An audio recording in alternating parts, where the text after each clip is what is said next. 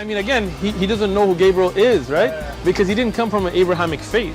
The people of Mecca were pagan. Quran is mentioned, if this book was from other than God, they would have found in it many contradictions. If a book is without contradictions, that has no bearing on whether it comes from God or not. I've had phone books that are inerrant, but I certainly don't think God gave them. That we believe without understanding.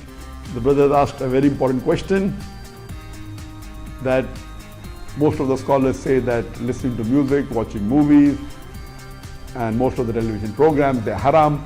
So how can we have fun? Let me tell you, brother, at the outset, that having fun is permitted in Islam as long as the fun is halal fun. That the standard narrative has holes in it. The Prophet tells us because Satan or the devil sleeps over our nostrils. Those who oversleep and not pray Fajr on time, Satan urinates in their ears. I really do think Jesus was crucified and that he really was dead and buried. He thought that he was a son of God in the sense that he was specially chosen by God. I think Jesus really did think he was going to be the Messiah, the future king of Israel. I mean, that is, after all, why they crucified him.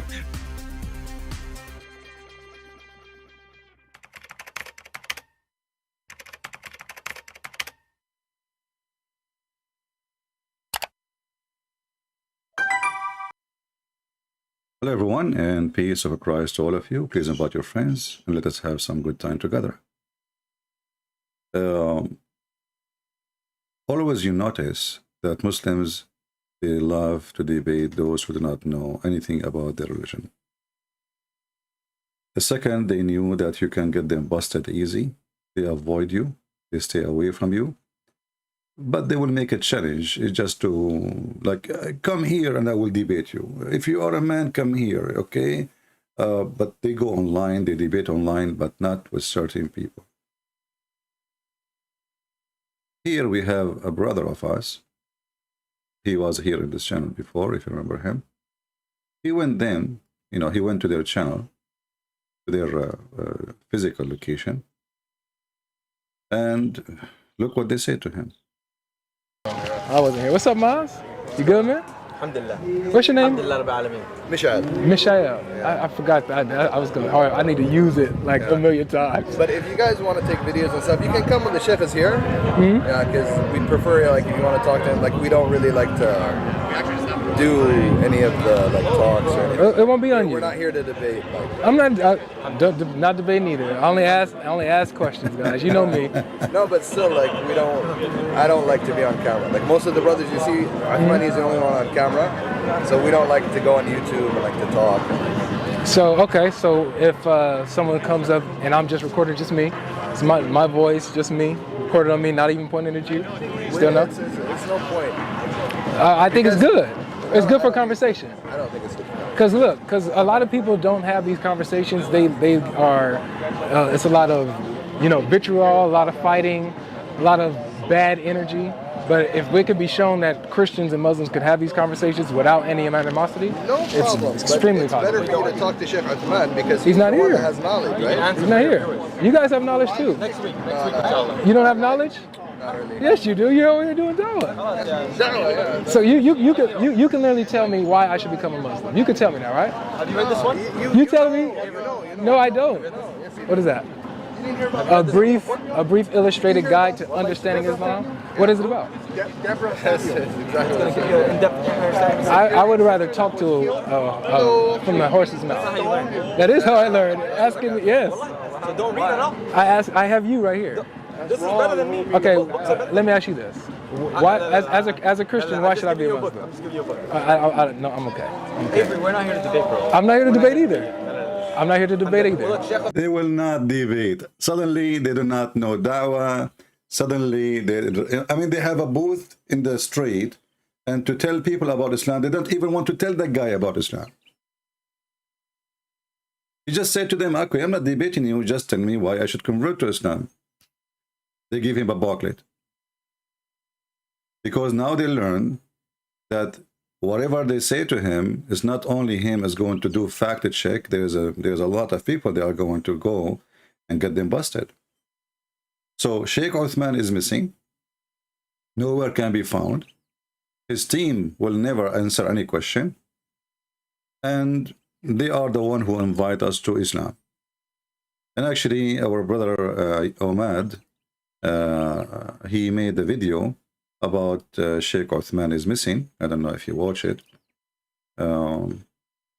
It's like a movie, actually. You know, when I saw it first time, it says, "Warning: this video contains graphic content." I said, "What the heck is that? That must be a horror movie." You know, or what is that? You know. Hey guys, look, something's really been bothering me. Since we've debated Sheikh Uthman, we haven't been able to find him anywhere. Like, he just disappeared off the face of the earth.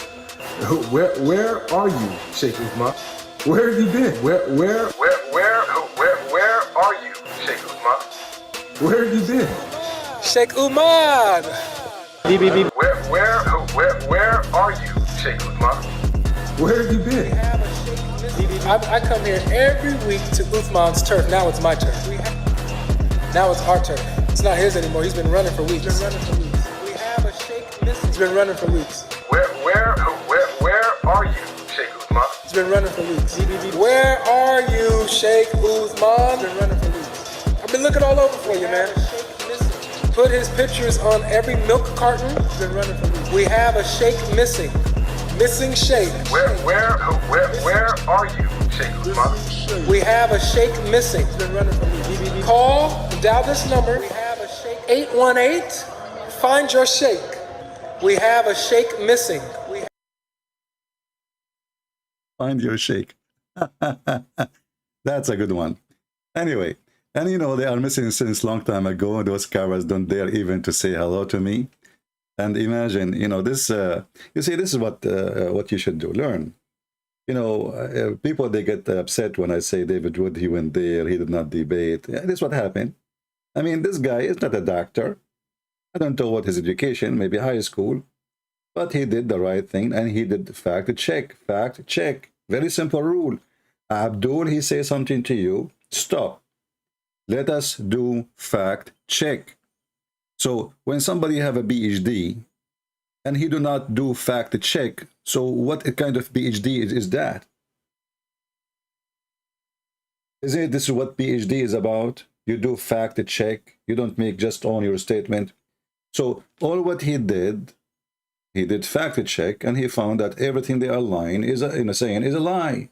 Very simple. You do not need to be a PhD person. Never take what a Muhammadan he say to you for granted.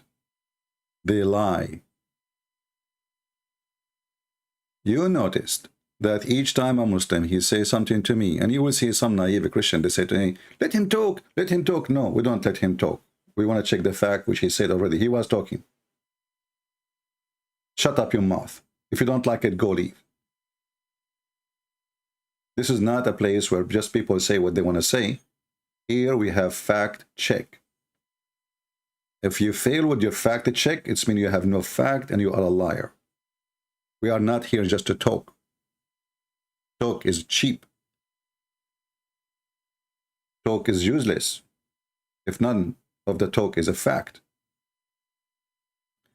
We will open our Skype, and as you see, the Muhammadan are running away from debating us. And I'm glad to see some young Christians, they are doing a good job, and they are learning how to do fact check on the lies of Islam. Islam without lies dies. That's always something you have to put in your mind. So when a Muslim, especially the one who grow a beard, is trying to introduce for you his religion, the number one thing you need to ask yourself, how many lies he said to me in the last 60 seconds? Not 60 years, in the last 60 seconds. They love to lie. And so, you know, Islam without lying does not survive. My Skype is open. If you are a Muslim and you like to join us and prove us wrong, we will do fact check together, and we will see how Islam can function after we do fact check. There is something very simple, you know, about even Christians, you know, when they talk. You know, a Christian, he meet a Muslim, suddenly the Christian, he will start saying what he heard in the church. We are saved by the blood of Jesus. You ask him, okay, what does that mean? He start like, he don't know. You know, he's copy. The same as the Muslims. You know, Muslims are copy paste. There's many Christians, they are copy paste. We are saved. Jesus saved us from he paid for our sin. Okay, what does that mean? It's like, you know, he died for us. Okay, but what does that mean?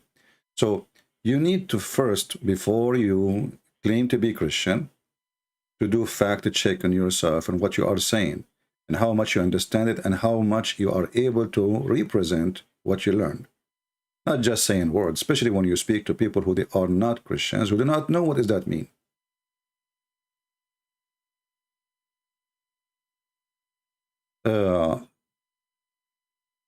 One of you here just asked me in Patreon, and we said 1,000,000 times, don't send me email in Patreon asking questions. We are here. I go almost every day live. Ask me the question. He said, in Ahmadiyya, he said to him, why you don't follow the Sabbath? And, you know, I asked myself, why a Christian himself cannot answer such a question? First of all, are we Jews? Isn't it this is the command was given to the Jews? So why you don't say to him, why you don't yourself as a Muslim, you claim that Moses was a Muslim. As long Allah, he gave the order to Moses, people, to follow the Sabbath, then you Muslims are obligated to follow it too. Aren't you keep saying that Muhammad and Moses is the same? And Moses was a Muslim, Isa was a Muslim, Abraham was a Muslim. So how come the Muslim Moses, he have Sabbath and you don't? Why you don't respond right away in the speed of light and get them busted? And even the stupid Quran say clearly that this is a command Allah, he gave to Moses to give to his people.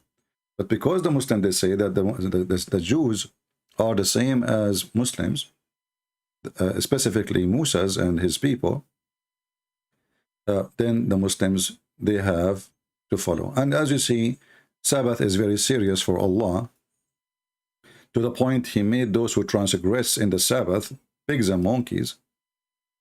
Chapter 2, verse number 65. And this is alone actually proving to us that Islam is a fraud, because if Allah, he made somebody pig and a monkey for transgressing, or like doing something wrong by not obeying the Sabbath, he made him a pig and a monkey. What about rape? What about child molestation? What about killing? Which one is more ugly?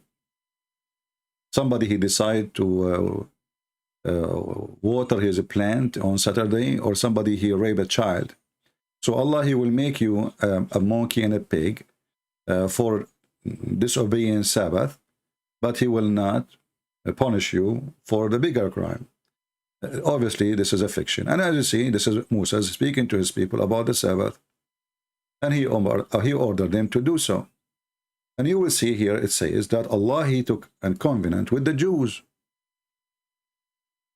So the covenant, even in the stupid Quran, it was a covenant to the Jews. To do what? To follow Sabbath. But the funny is, if we ask the Muhammadan, where is the 10 commandments which God, he gave to Moses? We will find that Muhammad himself, he failed in every single commandment. Not to forget to mention that the dummy Muhammad, he claimed that Allah,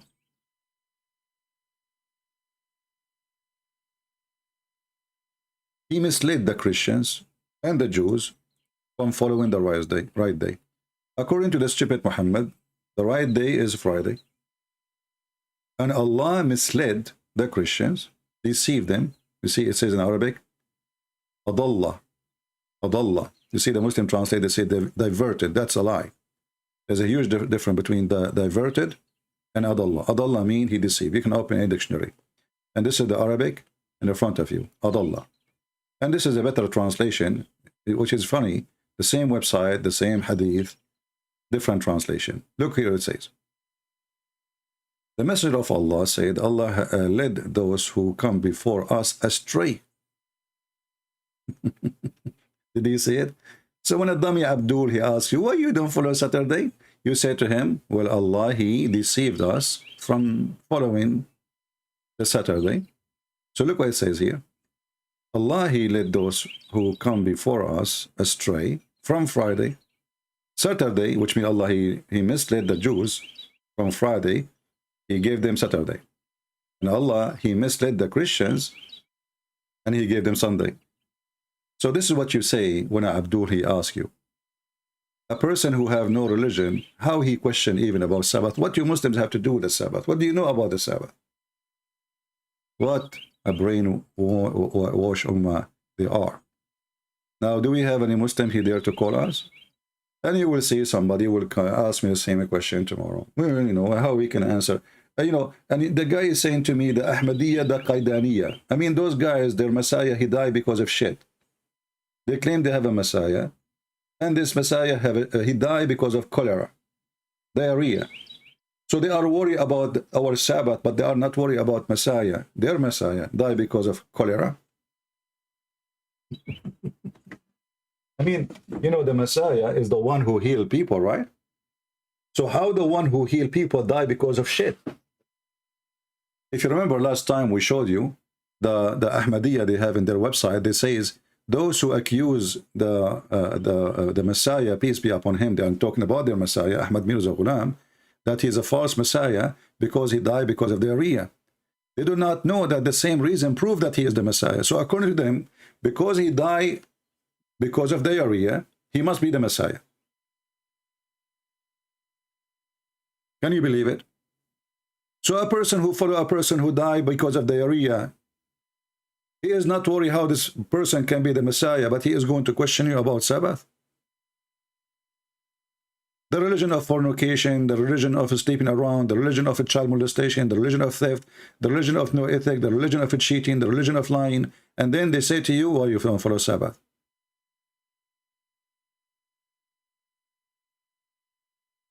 Why the Muslim calendar is short? Because they are using, you know, the wrong calendar. You know, the lunar calendar, it used to be used in the Middle East by all nations, including the Jews. But what happened, Muhammad is a foolish man, as usual. And he wanted to look different. So he took from the Arab, their tradition, he took even the names of the months, like Ramadan. Ramadan is a month exists before Islam, and the name is not new. But Ramadan before Islam was not the same as Ramadan today. The Arab, they used to fix the lunar calendar by adding a few days every few years. And the same until now, actually. Those who want to follow this lunar calendar, they have to do correction. Muhammad, because he's an idiot, and he wanted to be different, he told them that this correction is wrong. Chapter 9, verse number 37. So adding days, which will cause delay of occasions, because you are adding days to the year to fix it. This is from the act of shaitan, according to Muhammad. So look what happened now to the Muhammadan. Because of the stupidity of Muhammad, Ramadan sometime come in December. Ramadan sometime come in January, July, September, October, etc. Every year have to move few days. Why? Because the Syrian Muhammad, he decided to act differently. He don't want this correction. And who is the one who told him to do that? Supposedly Allah. And this is additional proof that Allah is a stupid God, aka Muhammad. How we can celebrate? When is the birthday of Muhammad? The Muslim, they say to you, when the birthday of Jesus, right? They say to you, when was the birthday of Jesus? And then you say to them, oh, we celebrated Christmas, but this is not really the birthday, right? The Muslims, they question, how come you celebrate in December 25th? Well, what about we question, how come the birthday of your prophet? 1 year is in January. 1 year it is in October. 1 year it's in August.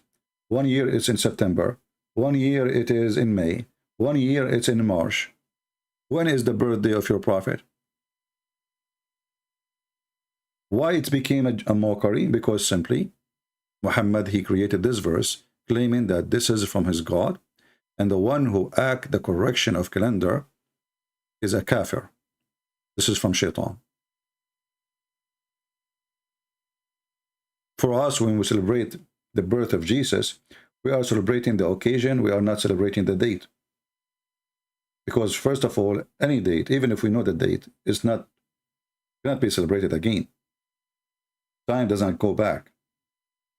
So if somebody is born January 1st, and then every year he celebrates January 1st, in fact, this is wrong, because even the sun calendar have error in it. It's not perfect, and you have to add correction. We have something called lab year, right? Even in the sun calendar. So every 3 years we have February 29th. So you have to add, let us say, if you are a person who live for 50 years, then you have to calculate how many days are added to the year, and then you take them off, and then you will be back to the correct date. But even that date will never be celebrated again, because time does not go back, it goes forward. So we don't celebrate the birth date, we celebrate the occasion. When you celebrate the birth of your son, you are not celebrating the date, you are celebrating the occasion, his birth. Do we have any Muhammadan? Who is a brave Muhammadan is not yet missing?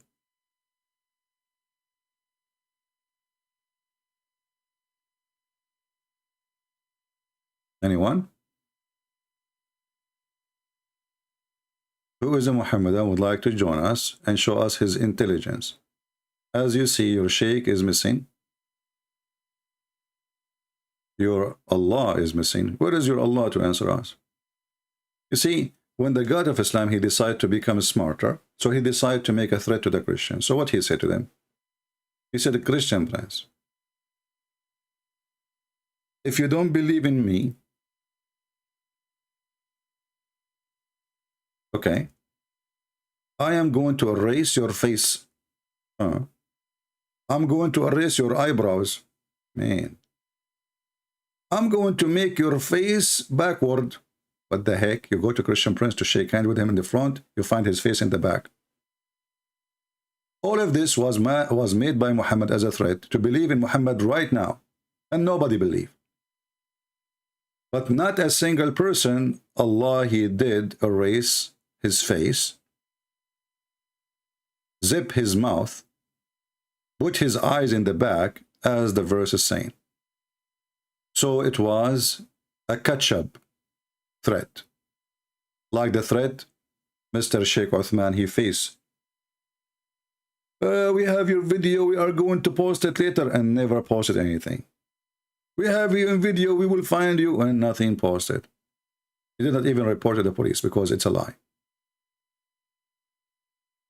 So who is a Muslim can explain to us how come, you see, Jesus the Messiah, he cursed the tree died right away. Do you know? And it is a fig tree. Maybe some of you do not know how hard really to kill a tree, normal tree. What about fig? Fig are very aggressive. They can live in the middle of nowhere, in the desert. They can handle the most harsh weather. They can stay without water for a long time. Jesus says one word to the tree is dead.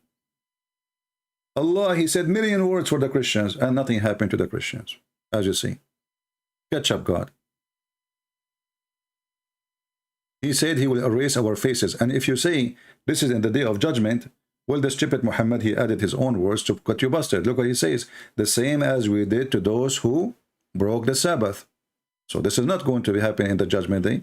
The Jews, supposedly those Jews, they did fishing on Saturday. And right away, Allah, before the end of the day, he made them pigs and monkeys. So this is not about the judgment day. He said it clearly, the same as we did to those who broke the Sabbath. Do we have any Muslim?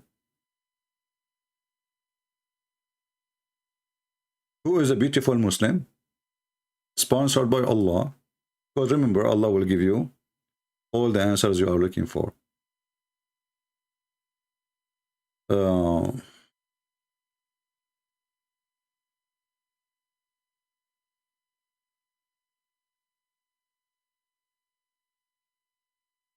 I'm receiving messages, I think, from yesterday.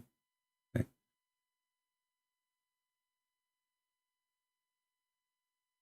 okay, this is a Muslim, but this is today. All right, let's see this Abdul.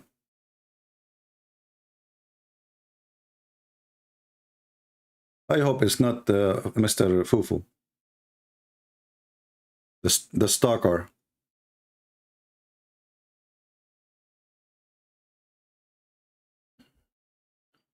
You will notice always that Muslims, they are copy paste machine, and their answers, because it is copy paste, it's foolish. We are calling this guy, he is not answering. He is not answering. Let us see someone else. If you are a Muslim, text me and I will call you.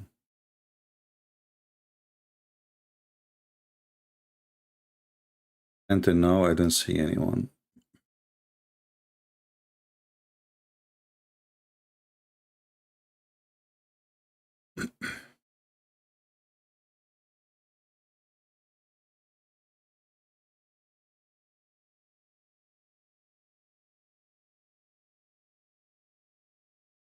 Okay.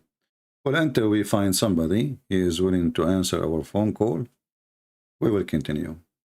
So what is the proof really that Islam is coming from God? As you see, this book is full of false statements, silly statements, empty threat, and illogical against their own religion. As an example. No, this Muslim saying, please call. Let us see.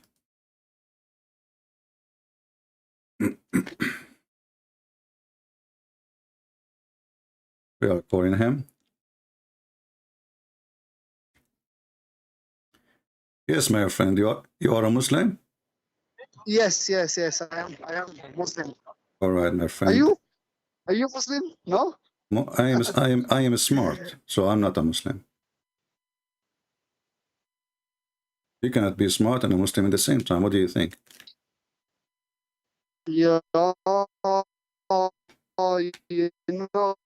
You're smart. Yeah, your voice is cutting. If you have too many applications, close them down. Huh? Yeah. Yeah, as an example, look with me. In chapter 4, verse number 48, it says that Allah forgive not those who take partner with him. Is that true? Yes, that's true. That's mean all the Muslims who converted in the time of Muhammad, Allah did not forgive them, they will go to hell. Abu Bakr used to take partners, Omar, he used to take partners, all the family of Muhammad, they take partners, but you just say this is true. So how he promised them heaven, the companion, and they are the one who used to associate with Allah. Huh? But that's I cannot understand you, my friend. no, but if they no, but hear me out, please. If they My friend, I cannot understand the word. I cannot understand you. I cannot understand you. Sorry. I mean, I'm trying, but this is not doesn't work. But as you see here, guys, I mean, this is silly. Allah forgive not. The Muslim, they will answer. They will say, oh, this is if you die and you did not repent yet. No. That is a lie. Because all forgiveness have to be done not after you die. To make it simple for you, the moment of death is the moment nothing can be accepted anymore, which means you cannot pray anyway, unless you are a Muslim. They believe, right? Sometime, you know, some Muslim, they say there's a punishment of the grave, but this is not about prayer no more. That's it. You are in the grave. That's it. Your words, your statement, your prayer, your act, already it is there, and you are dead.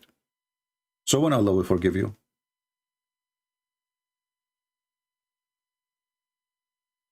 A Muslim will say to you, well, in the day of judgment, this is when he forgave or not. Okay, no problem.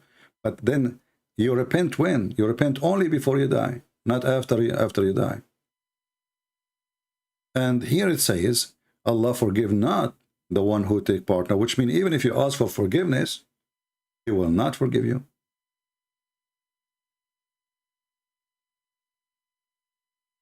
Because forgiving have to be done, the acceptance of forgiving, let us say the application, has to be sent before you die. So in order to send the application to be forgiven, you have to send it when you are alive. After you die, you cannot send it no more. And the verse is so clear. And there's more verses actually. Getting this one is more, more clear.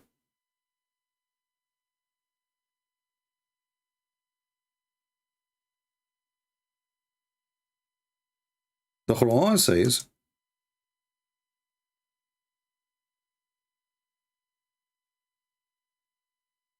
how Allah can forgive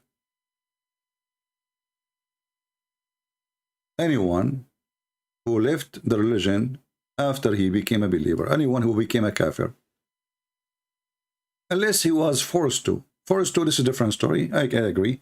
Like, somebody, he forced him, he says, say you are out of Islam or I will kill you. And the guy, he said, okay, I'm out of Islam. Okay, no problem. But the verse is so clear. The one who left Islam after he accepted the faith, Allah will not forgive him.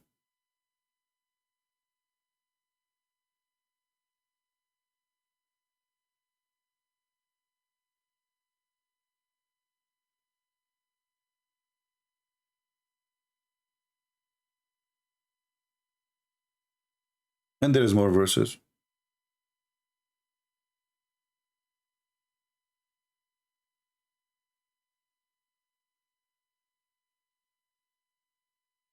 Any Muslim?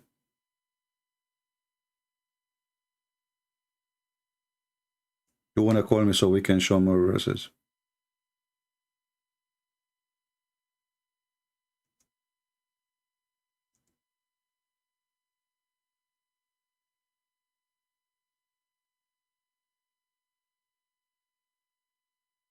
Anyone?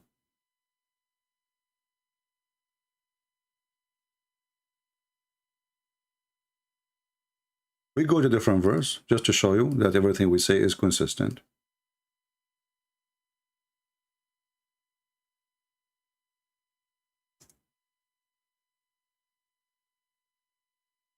And I hope you guys are taking notes. Chapter 3, verse number 19. It says clearly that those who became kuffar after they accept Islam, there's no repentance for them.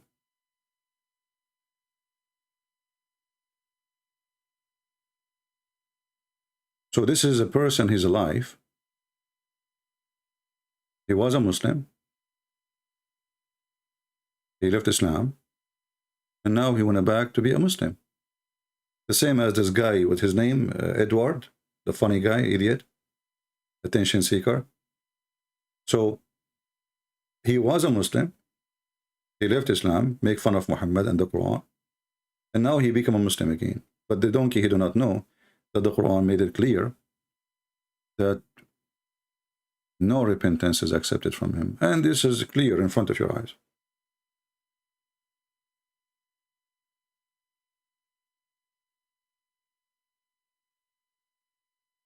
Do we have any Muhammadan?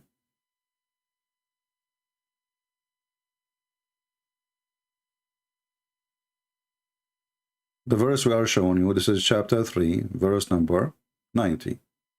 Let us put them next to each other so you can... This is the one, it says, the one who leave Islam and come back to Islam,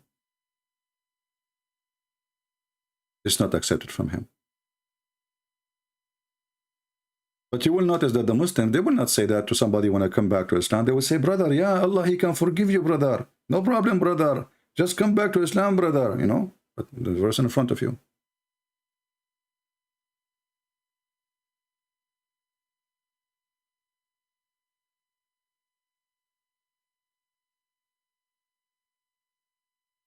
Any Muhammadan?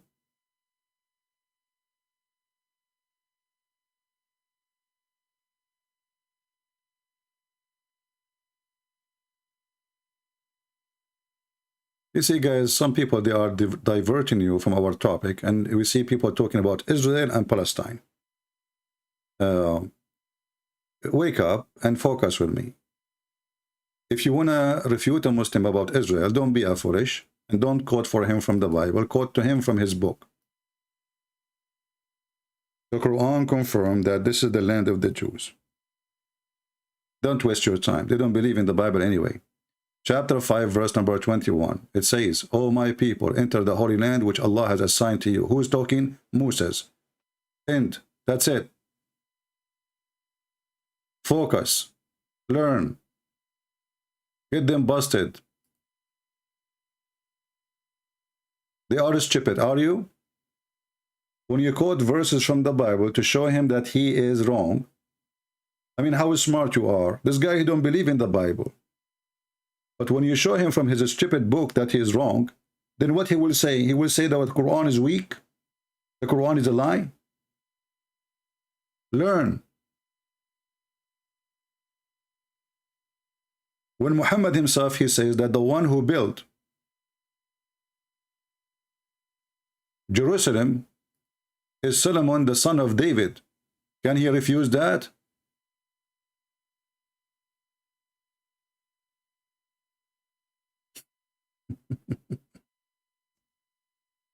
Can he spit at his prophet? Can he?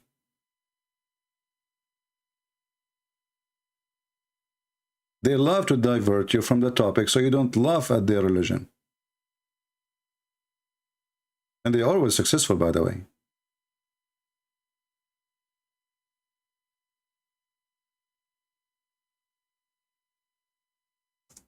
Do we have any Muslim?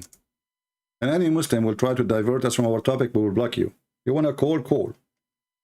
You want to focus with us on the same topic we are talking, you are welcome. You want to start speaking about the city of Palestine, which is not even mentioned in your book, we will get rid of you.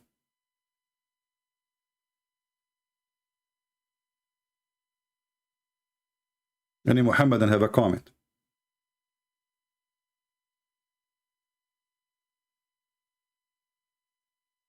Anyone?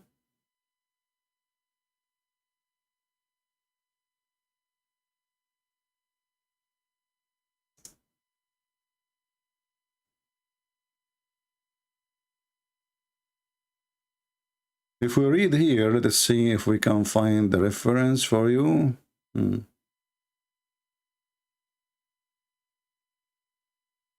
Let us see.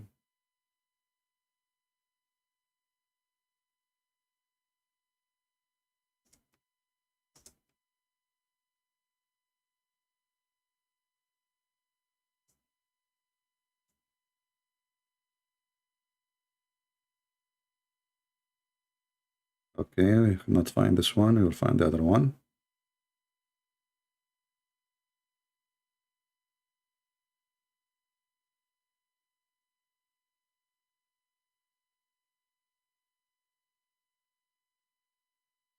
The problem always of those people who debate about the religion, most of them, they are copy-paste, preoccupied brain with answers. They don't have their own answers and they don't do their own search. Remember always, when you speak to a Muslim, you are speaking to a Muslim. Person who hates your book and you don't accept it.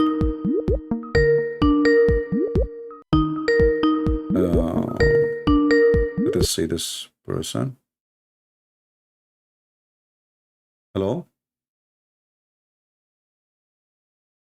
Hello? You have a very bad noise in the back. I can't hear you.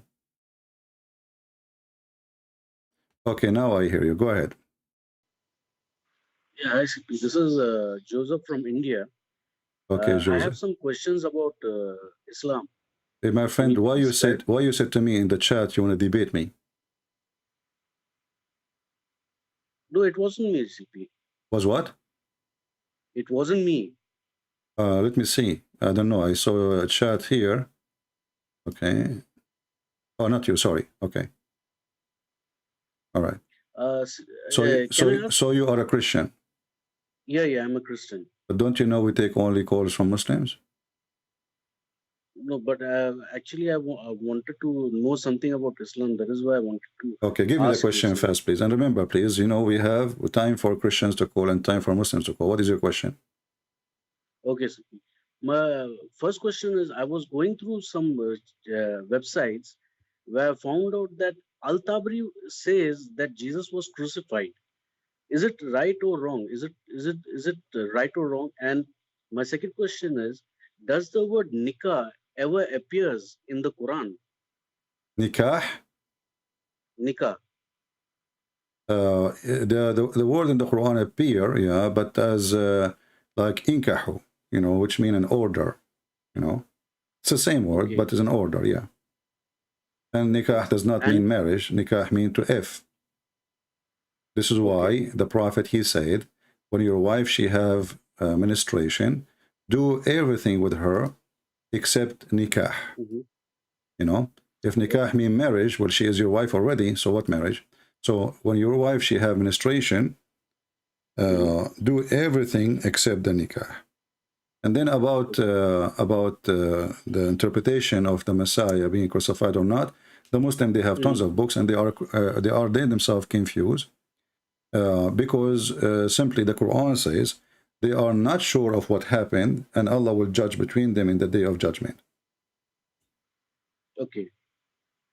Okay, that's all. Okay.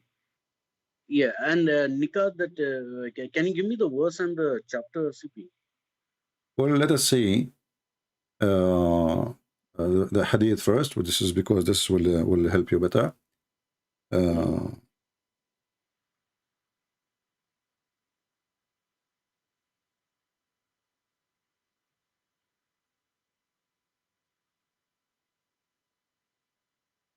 We are going to put it out for you. Here we go. And we will show it to you in English, so you do not need to look for it in Arabic. Muhammad is teaching the Muslims that you can do everything with your wife when she has her menstruation, except nikah. And the Muslim here in translation, you need to take a note that the Muslim in the translation, they translate the word nikah as sexual intercourse.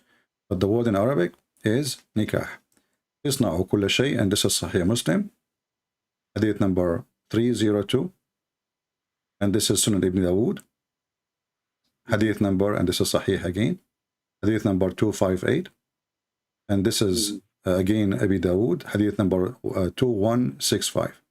And you will see here in Arabic, it says, جامعوهم في البيوت واصنعوا كل شيء غير النكاح. So when your wife, she have her menstruation, lay with them, you know, have sex with them, but not intercourse. And nikah simply is to F. All right? So when they lie, they say the word nikah does not mean what Christian Prince is saying, the proof in front of your eyes. And about the Quran mentioned that many times. As an example, when Allah, he ordered them, according to the Muslim, to get married, he did not say to them, marry. He said, F, F2, F3, F4. And if you could not afford it, then you F1. Chapter 4, verse number 3. Chapter 4, verse number 3. Okay. Yeah, the word there is inkahu, which mean to F them, F2, F3. And you will see the Quran did not start even with 1, start with 2 and 3 and 4. And then if you could not afford it, the word here ta'dulu, the Muslim, they justify it as you cannot afford all of those, then you go for 1, which means the good Muslim is the one who have more in his house. And then in 114, the same chapter says that any will never be just. So the Quran is a stupid book. How you say to them, go and F2 and 3 and 4, and then if you cannot be just, then and you will never be just, you know. Yeah. So actually, let's see. لن تعدلوا. Hold on, give me a second just to remember exactly the verse.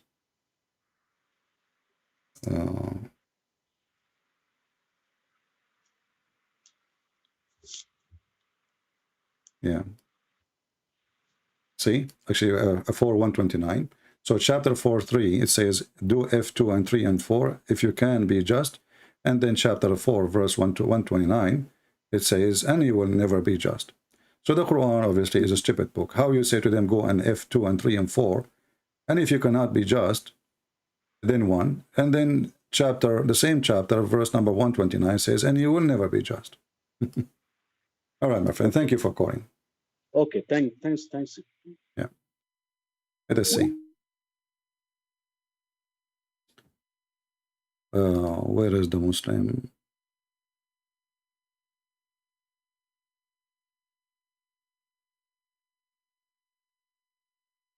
Let us see this guy. If you are a Muhammadan, text me, please, so we can have some of your great knowledge. We like to speak to smart Muslims because they are rare. I'm trying to call this guy and it doesn't work. Okay, well, this person is not working. Any Muslim? Anyone?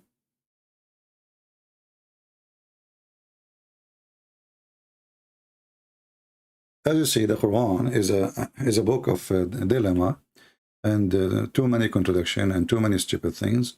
So in one hand, Allah, he says, if you cannot be just, then you go and do one. And then the same chapter says, and no man can be just with women. You cannot. You will never be able to be fair and just between women. So he put a condition, and then he told you that the condition is impossible. And he made it clear to you that you should go and have 2, and have 3, and have 4. And if you could not be just, which is about, you know, to be equal, treat them equally, mostly about women, about money, because Muslims really, they don't care for just. As you see, Muhammad himself, he was not just with his wives. And actually, even the statement here about 1 and 2, 2 and 3 and 4, I believe in the beginning of Islam, Muslim, they did not take it as 4 wives. They took it as 9. 2 plus 3 plus 4. And then if you go and check in the history, you will see how many wives the earliest Muslims they have. Then the Muslim, they will say to you, the hadith, that the Prophet says, any one of you have more than 4, let him divorce the rest. But this is not really the Quran. This is a hadith. We do not know if it's true or not.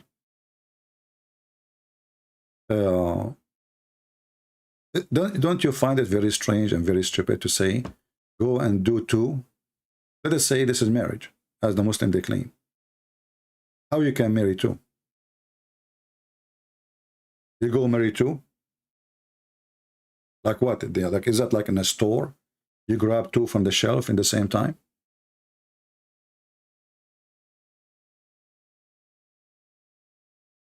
The language is stupid, because the language is not giving us really a right meaning. Because nobody can go and get 2 in the same time. How that happen? He go to the grocery store, he told him to the guy, can you get me 2 women? How you can get 2 women at the same time? So do, you know, and actually the whole phrase here is stupid. Look, and if you cannot be just with the orphan, what the orphan have to do with this? Because Muslims are having sex with the children. So Muhammad told them, go and have sex with the orphans, and this is the charity. Have you ever heard of a charity like this? You rape a child so you can feed him? So if you cannot be just with the orphan, the Muslim false translation says, marry women of your choice. The fact it says, inkahu, not women of my choice, no. whatever your taste is, whatever your taste, like your desire. Tab, coming from tayyib. Tayyib mean tasty. So, ma taba lakum min nisa, whatever tasty women you like to have, starting with 2. And you see the translation says here, or, but the fact it doesn't say or. In Arabic it says, mathna wa thalath, 2 and 3 and 4. So the Muslim, in order to fix the stupid Quran, they added or. In fact, it says and that will make a huge difference, because if it's or, then the number is correct. 2 or 3. You cannot have 2 and 3, you know. He turned in the number, but think about it. 2 or 3. 2 or 3. But we can make it 2 and 2. That was still 4. So what is that? This is silly. So 2 or 3 or 4. But in the Arabic, nowhere it says 2 or 3 or 4. It says mathna wa thalath wa riba'. And here, if you go and change the translator, let's see. This is Yusuf Ali. Let us see different translation. Itani. Same false translation. Or. That's false. Let us see different translation. At-tab. Or. Not even a single one of them is honest. Unbelievable. Different translation. Mawdudi. Mr. Doody, he says, or, he's adding or too. That's false. Muhammad Asad, I think they copy from each other. I don't think they are making translation really. Okay. If you have a reason to fear that you might, look, this guy he had a new paper, you know. What if you have, okay, a reason, okay. So 2 or 3 or 4, the same garbage. I don't think we will find one of them is honest. All of them, they are saying or. But the easiest way to do it, this is the letter wa, here, this letter wa. Let us zoom in. You go right now, you type the letter in Google Translation, and you will see wa in Arabic mean and. Or you can open dictionary. Actually, we can do this. But maybe that will be hard in search engine because it's one letter that will show us a million words.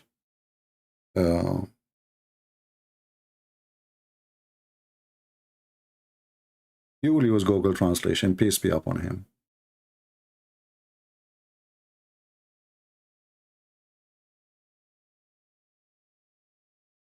Copy. We go to Google Translation. And we insert the words. Why it's not pasting? Where is the paste? Maybe I did not copy there. Let us go again. Okay.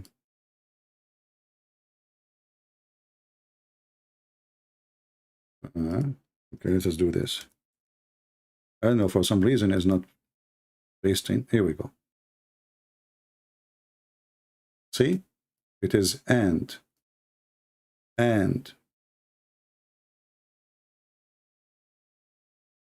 Not or. They lie. Because if they translate it correctly, that will cause a problem. Or that will make it 9.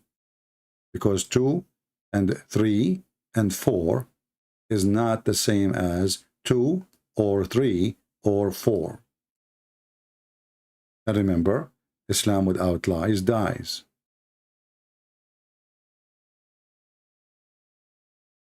Do we have any Muhammadan?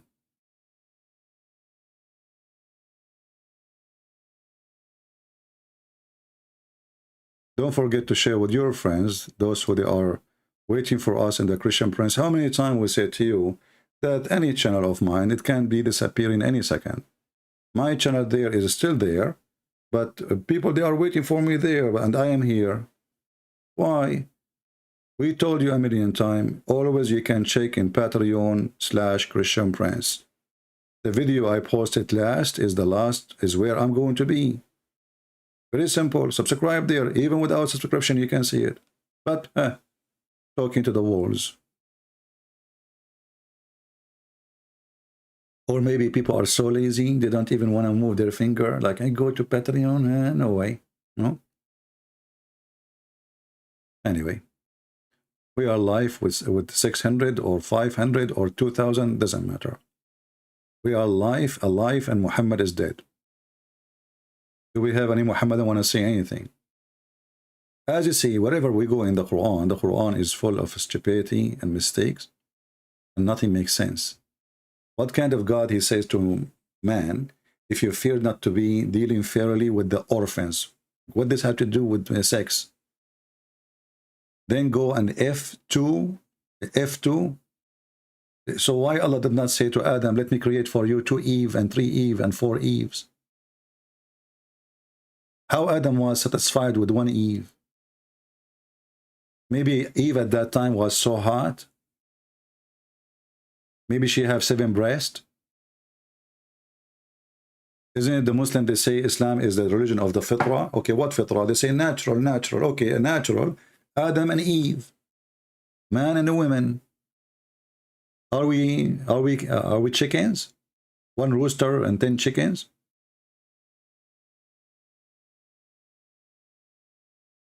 And why Muhammad he have all those wives if Muslim can have only 4? Oh, Muhammad he have a privilege. Well, how come his privilege is about his penis? Muhammad is not going to be a happy prophet if he have 4 women like the rest of the Muslims? And then we find that the wives of Muhammad, they are fighting, pulling the hair of each other, breaking dishes.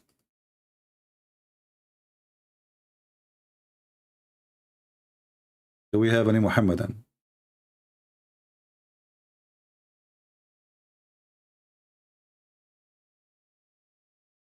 Any Muhammadan? I'm thinking to convert to Islam and get my share of women. And then I leave Islam. And then convert to Islam.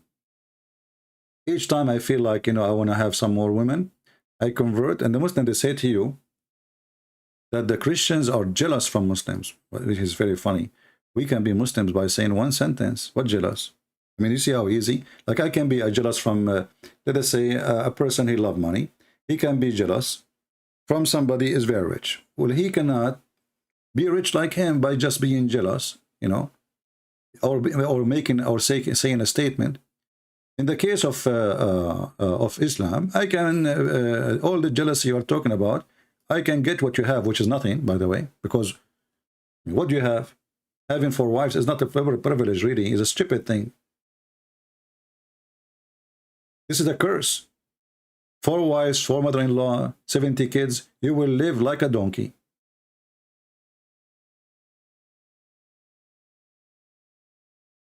And then you go to heaven.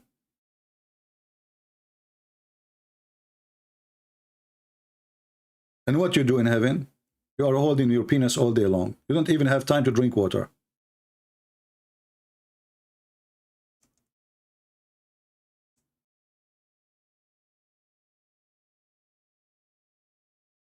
The Quran says that the Christians, they would love to take you away from your belief and make you a kafir, which is very funny. And what is the reason the Christian they want to do that? Because they are jealous. Have you ever heard of a stupid, reasoning? Like, let us say they want to deceive you, okay. Let us say they want to, they are lying to you, okay. But because they are suffering from envy,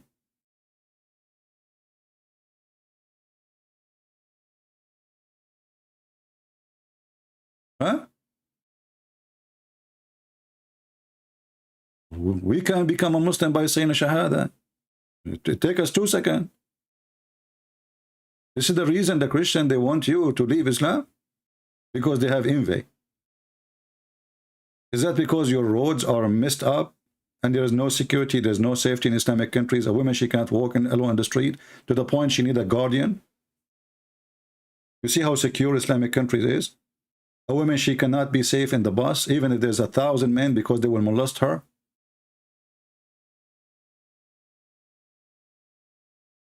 Don't you Muslim, you put a guards over the graves when a young woman, she die? Because you're afraid that a bunch of Abdul, they will come and they will drag the woman from her grave and she is dead and you will rape her? What envy?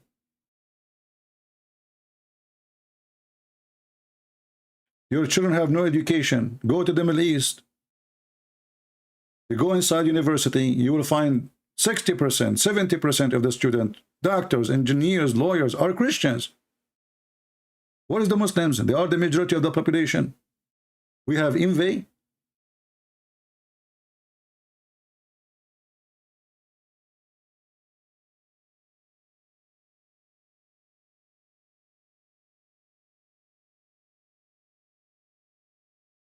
Any Abdul?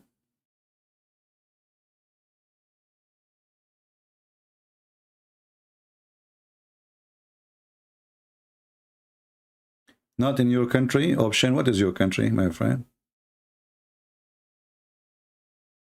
What is your country?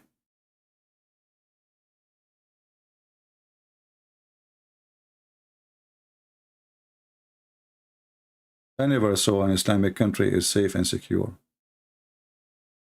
Emirat is the place of prostitution, human trafficking, all madness. Saudi Arabia, a woman will disappear if she walks alone on the street in 5 minutes.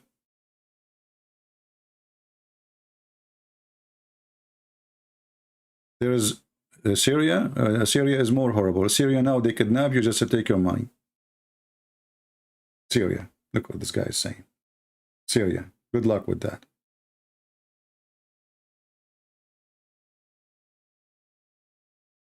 A lot of security in Syria. I believe you, my friend. Do we have any Muhammadan here?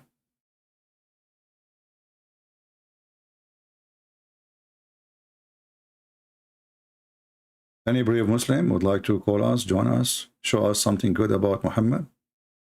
We can change topic for you.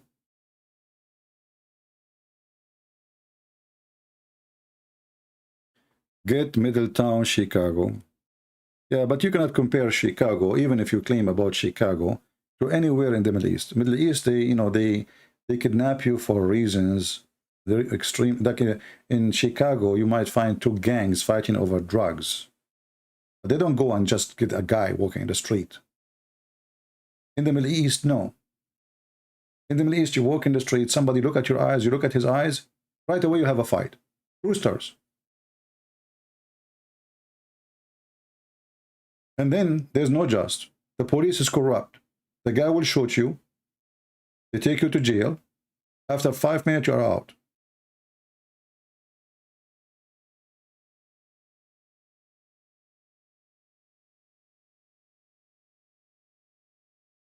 My friend, option select. Your country before war is no better.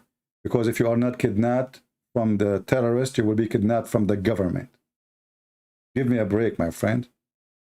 How you can have security if the security themselves are the one who will kidnap you? We know all the laundry of the Middle East. All of it. Open your mouth, speak one word against your government. You and your family will disappear. And you are telling me you have a security?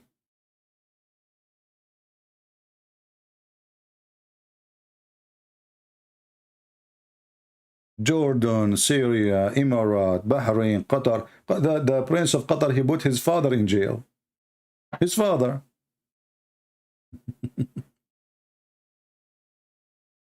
And the king of Jordan right now, he stripped his brother from his rights.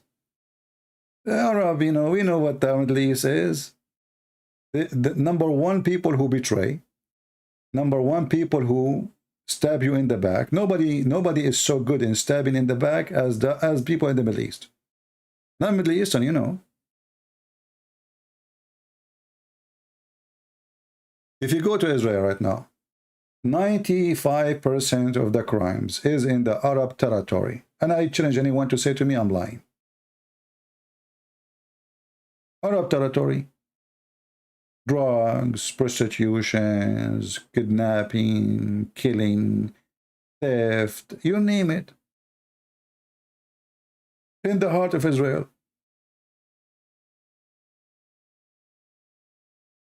If you go right now and check how many Muslims in jail in France, you will find how high the percentage. But the Muslims in France, they have a low, I mean, they are not, they are big in number, but they are still a very low minority in France. So why the majority of people who they are in jail, they are Muslims?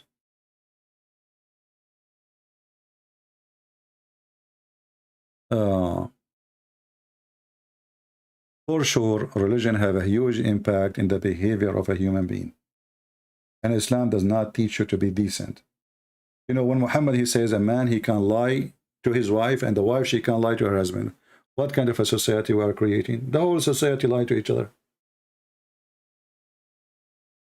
This is why, you know, people, they ask me, what do you think about Middle Eastern? I say, I'm the last one to shake hands with Middle Eastern people. For sure, there is exception. But generally speaking, they are lying people. They are hypocrite. And not only Muslim, by the way, Muslims, Christian, doesn't matter. The whole culture is corrupt.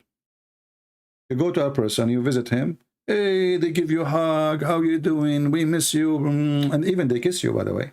And then the second you leave, they start talking about you, about your wife, about your family. I mean, they rip you apart. This is the Middle East. And they are so proud. Each one of them, he thinks that he is coming from heaven. They are the highest, like, look at the American, disgusting American. Look at the European, man. Those Europeans are disgusting, you know. And then you look at them, you see nothing but a piece of shit. Your street is full of garbage.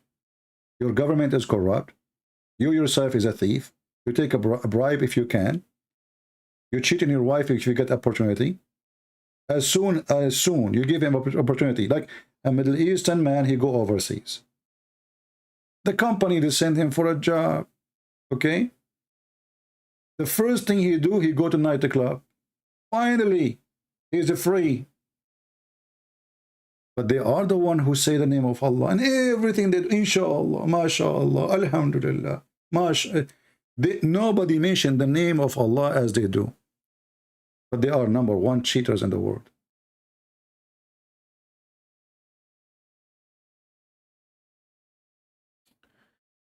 Anyway, reality. And not only that, just to show you how corrupt they are, if a boy, if a young man, or even an old, he start having a sexual relationship out of marriage, the family, they will not be upset. If their daughter do that, oh man, they will kill her. This is brought shame to the family. They are very hypocrite. And then what their daughter do, they do it under the table, secretly, because how their son is having sex around, simply because there's other daughters from other families, they are doing that, right? Which means the whole society is corrupt. But everything is under the table. But when they find that their son is doing that, they are proud about their son, how many girls he slept with. This is the Middle East. Welcome.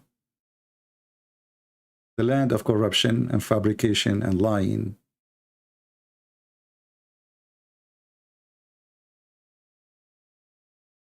You know, at least in America, if a guy he have a girlfriend, he say, I have a girlfriend. He do, you know. There, everything is under the table. They drink alcohol. A'udhu billah, a'udhu billah. The second you give them like a closed door and nobody knows, like a guys who drink, the party started. Drugs, hashish, prostitution. They bring one girl and 10 guys, and one after one they sleep with her. Go learn. And then they school you about the ethic in the Middle East.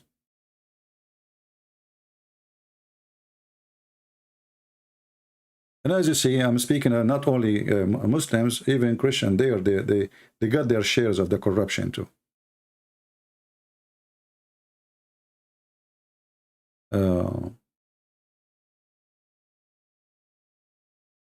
Do we have any Muhammadan?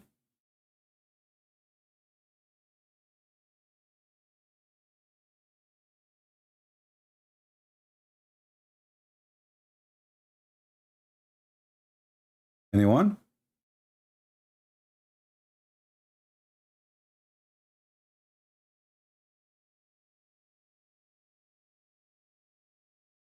And you know why they will act good if their prophet was a corrupt man? He went to his own son's house when the husband is not there, and he flirted with the wife. This is the best man. You go to the Middle East, they will say to you, the prophet was the most ethical. He is the highest. Who can be like the prophet? I mean, who can be like the prophet?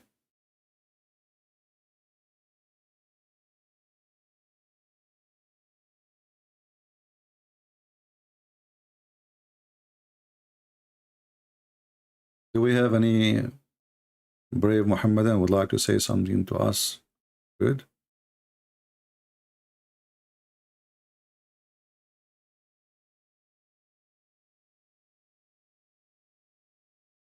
You are very hypocrite.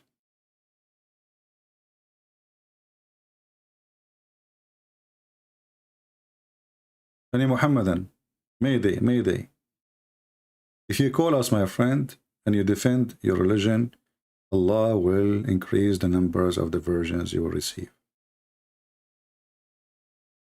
For you are doing jihad. You will get extra virgins, and even their ass will be bigger. Like the normal ass is 1 mile.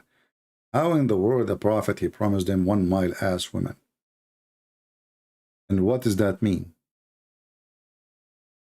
So the Muslim, like there's some hadith says the man will be 90 kilometers tall, and the woman, she will be 30 kilometers high. Some hadith says that he will be the same as Adam. I remember once I was doing a seminar in the Philippines, and I was showing a hadith where it says that in the day people, they go to heaven, the Muslims, all of them, they will look like Joseph. All of them, they will look like Joseph. Joseph supposedly was very handsome in the Quran, that when the women, they saw him, and they were using knives to do vegetables, because he's so good looking, they cut their hands. Like, I mean, come on, you see Joseph? You cannot. And they start cutting their hands, and they don't notice that they are cutting their hands because he's so good looking. So I was showing to them the hadith about they will look like Joseph, and there was a guy, a Christian brother, his name is Joseph, and he put his hand up. He says, they will look like me. The guy, he looked really, God bless him, he have no teeth, you know, he don't look good at all, you know, I mean, as a, in the scale of look good, and people, they die laughing, you know, I mean, he's very humble to make example of himself. So he said, sir, they will, my name is Joseph, they will look like me. His teeth is gone. His, I mean, I was saying, trust me, you look good, my friend, God bless you. But it was very funny. All of us, we will look like Joseph. All of us. I mean, can you believe how stupid this heaven is? And this is why the Quran says that the women, they will be restrained in their tent. Why? Because if they get out, all men look the same. How they will know which is the husband? You know what I mean? So they have to be restrained inside the tent. You see here, the translation says, this is false translation. It says they will be restrained inside their tents. Because if your wife, she get out, how she will find you? All the men, they look the same.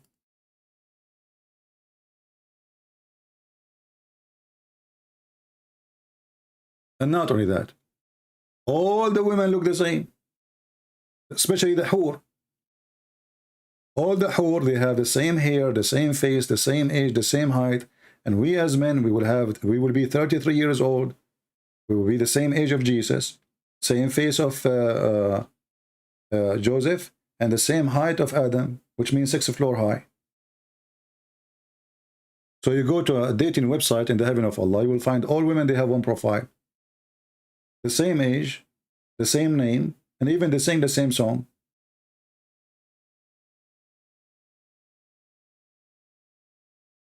And you know, if all the women, they look the same, so what's the point of having many of them?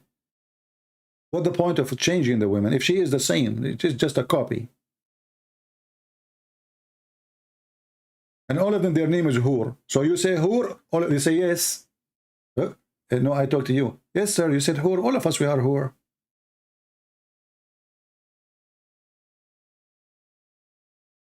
What kind of religion this religion is? And then the women, she will wear 70 veil, and all of them, they are see-through. And not only that, even the bones of those women, you can see through.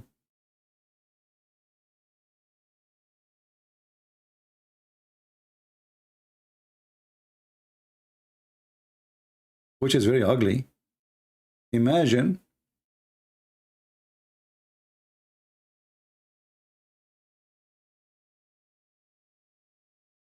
I mean, we are looking now, this hadith is about boogers. I'm looking for something and the boogers is coming in front of me. In case you do not know, the Muslims, they have a big problem in the time of the Prophet with boogers, because Muslims, they used to put their boogers in the wall, in the floor, everywhere. But this is not what we are looking for.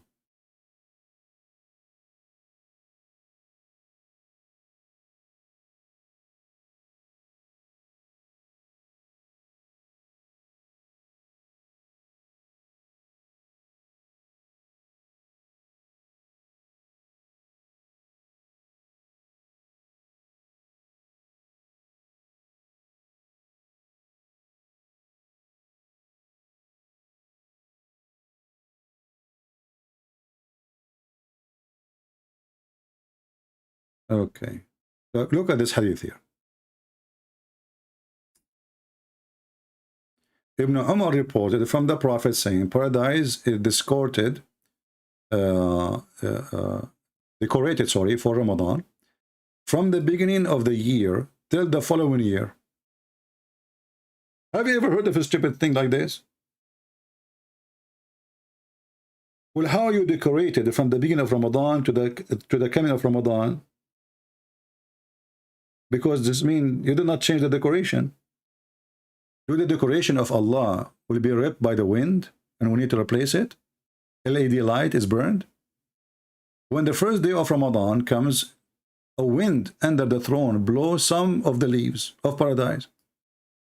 On the middle, with the bright, large eyes, and they say, who is the one, the Medians, sorry, the Medians, the Hur, with big, large eyes, and they will say, my Lord, appoint us a husband from among the servants whom you shall be happy with, and who will happy with us. This is what the women, they do every Ramadan in the heaven of Allah under the tree. They sing the same song. They are horny. Please Allah, appoint a husband for us. A man, he will be happy with us, and we will be happy with him.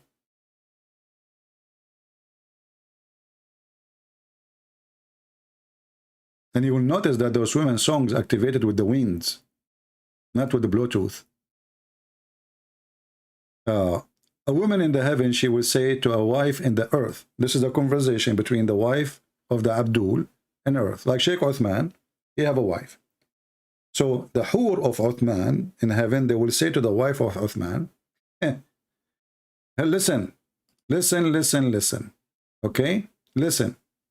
The large-eyed Median saying, you must not to annoy him. God curse you. He only is passing guest with you and is about to leave you and come to us. I'm telling you, women are aggressive, man. So those are the Hur saying that to a married woman, and she is a Muslim in earth. Stupid you. Don't annoy him, okay? He is for us. He is there temporarily. This is what Muhammad was busy with. Telling fiction, stupid stories. And those people, they are, the women are fighting over me. That's good. So good to be true.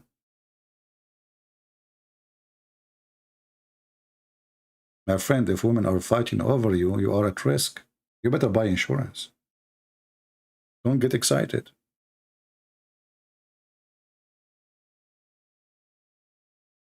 Any Abdul?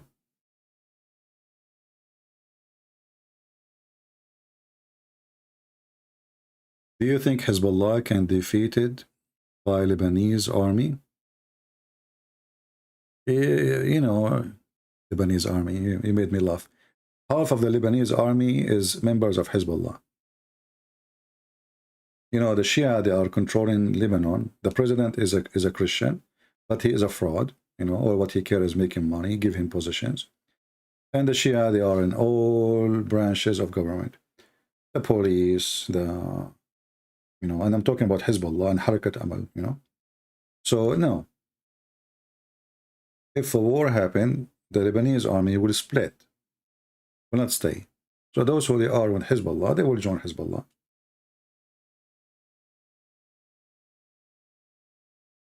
The only one can defeat them is Israel. And if the Christians decide to go to war, they can defeat them too. But the Christians there are divided. Do we have any Abdul? Anyone? I'm waiting for my package, the one in heaven. See, if any female of you here bother me, do you know what the whore waiting for me in heaven will say to you?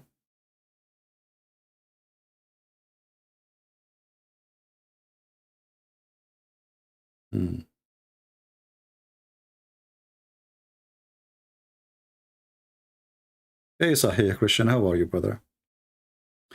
This guy, Sahih Christian, is an old brother of mine. I have known him for many, many, many years. And he used to come to my chat room almost every day in Paltalk. So we have long years. You know. Great person. But as long as you are here, Sahih Christian, let us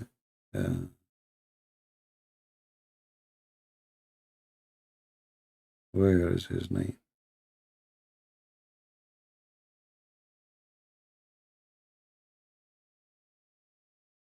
Here we go. You are a moderator. Do we have any Muslim here?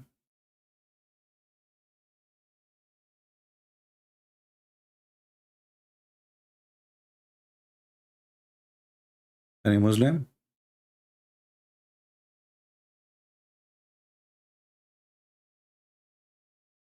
Who is a Muslim would like to introduce Islam to us? I like to join Islam.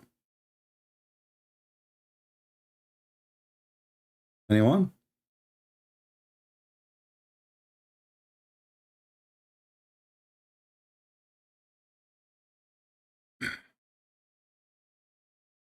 Look like we are out of customers.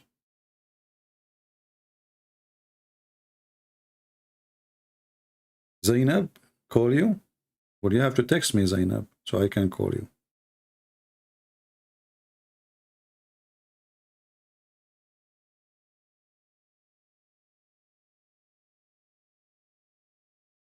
If I make you moderator, you will suckle me? Really? Well, I prefer to get a cow.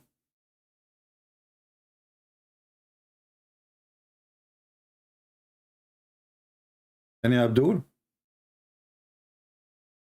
If you are a Muslim, you need to text me in Skype, and then I will call you. Very simple.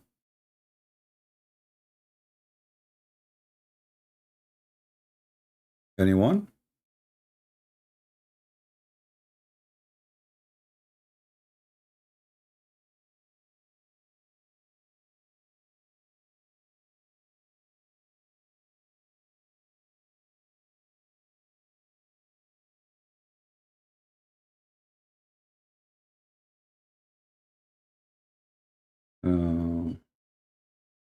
Yeah, actually, yeah. I mean, a religion teach that a woman, she can suckle a stranger, and they speak about decency and ethic.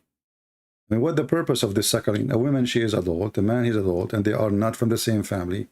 And even if you are from the same family, imagine if your mother, huh? And you are now a man. How in the world you are going to put your mouth over her breast? Even if you are her son. But here the case is not for the son. The case here for a stranger. Even Aisha, she ordered her nieces, no one can enter upon her unless they have to suckle him 10 different times. And this was a verse in the Quran. But sadly, the goat ate it. And I believe strongly the goat did not eat this verse. I believe the one who ate it is the Muslims. Because it was an embarrassment. Because think about it. If the goat ate the verse, don't the Muslims, they say we memorize the Quran? What happened to those who memorized the Quran? Okay, the goat ate the verse. Did the goat eat your memories, Muslims? Did the goat continue like she went, like she is a Trojan horse? She went to every single Muslim memory and she ate his memory, formatted his brain? And how, and what kind of a goat? She is very selective. Look, this goat, she select 2 chapters. She didn't eat the whole Quran. She ate only the one about stoning and the one about breastfeeding for adult 10 times. You know that the goat, she don't have hands, don't you? So what the goat did? The book was under the pillow of Muhammad. The goat, she jumped in the top of the bed of Muhammad. She flipped Muhammad from the bed. She jumped him. Muhammad is dead. Muhammad fell down. And now the goat, she grabbed the book from under the pillow. And then the goat, she opened the cover by her mouth. And then she have a very long tongue, my friend. It's very wet too. She start flipping pages, reading, flipping pages, reading. Not this one. Flipping pages, reading, flipping pages. Stop. Oh, we found this one. Breastfeeding for adult. This is the one I need to eat. And she start eating. And then she flip again. Reading, flipping, reading, flipping. Using her tongue. Flipping, reading, flipping, reading. And then she found the verses for stoning to death. Oh, stop. This is the one I want. She start eating it. Have you ever heard of a funny, stupid story more than this? And as long as the Muslim, they knew that the verses, and they knew the verses and knew that the verses was there, well, just add them back. Put them back. The goat ate the verse. Okay, what is the verse? The goat knows best. And the funny, they go after the Christian, they say to them, your Bible is corrupted. My friend, have you ever heard of a Bible eaten by a goat? Imagine the Christian says that Jesus, he gave us a Bible, but the goat ate it. And the funny, they say to you that the Quran is protected by Allah. I mean, a goat did beat Allah. It's a goat, meh. It's not even a cow. I mean, if a cow, I would say the Hindu behind it. It's a goat. Meh, peace upon her.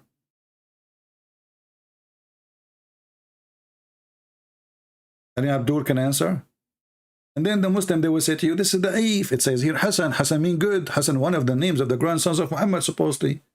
Hassan mean good. Have you ever heard of religion? I mean, look how they lie. It says Hassan. They say, no, this is the Aif. It says Hassan. Hassan mean good. The Aif, the Aif. Idiot. Isn't it Hassan one of the names of your prophet, the grandsons? And it mean good?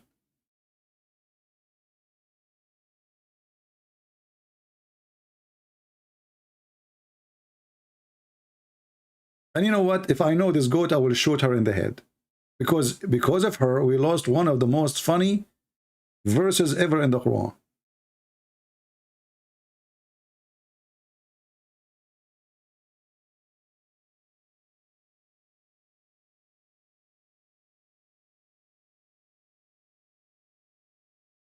Anyway, do we have any Abdul?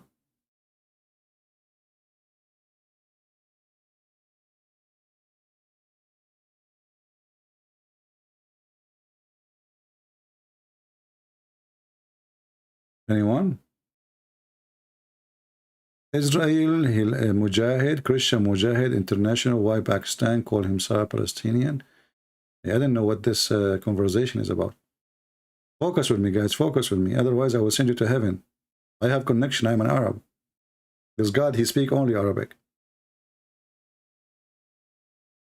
Hey, Muslim, by the way, if you want a translator to translate your prayer for you, because Allah is stupid, he don't understand your language. I mean, how in the world you speak to him in Urdu, and he is not a person who speaks Urdu? Adam, the first man, When Allah created him, he spoke Arabic. This is the language of Allah.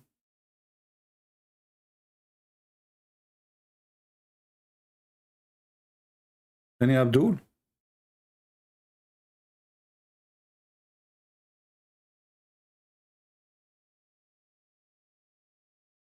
And by the way, this goat is until now wanted, so if you have any information, you can call the Crown Prince of Saudi Arabia or Hassan Nasrallah, the head of Hezbollah.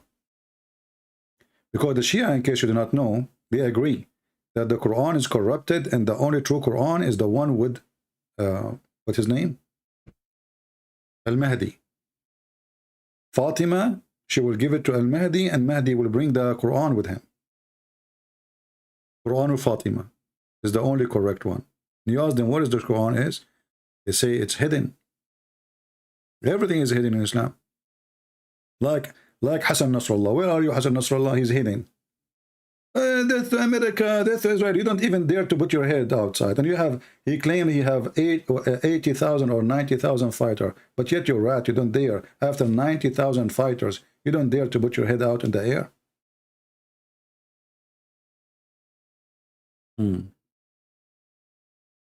Yeah. ودوا لو تدهن فيدهنون. Yeah, this is another stupid thing. Oh boy. Any Muhammadan? Look like today it's dry. Yeah, this is a verse actually here.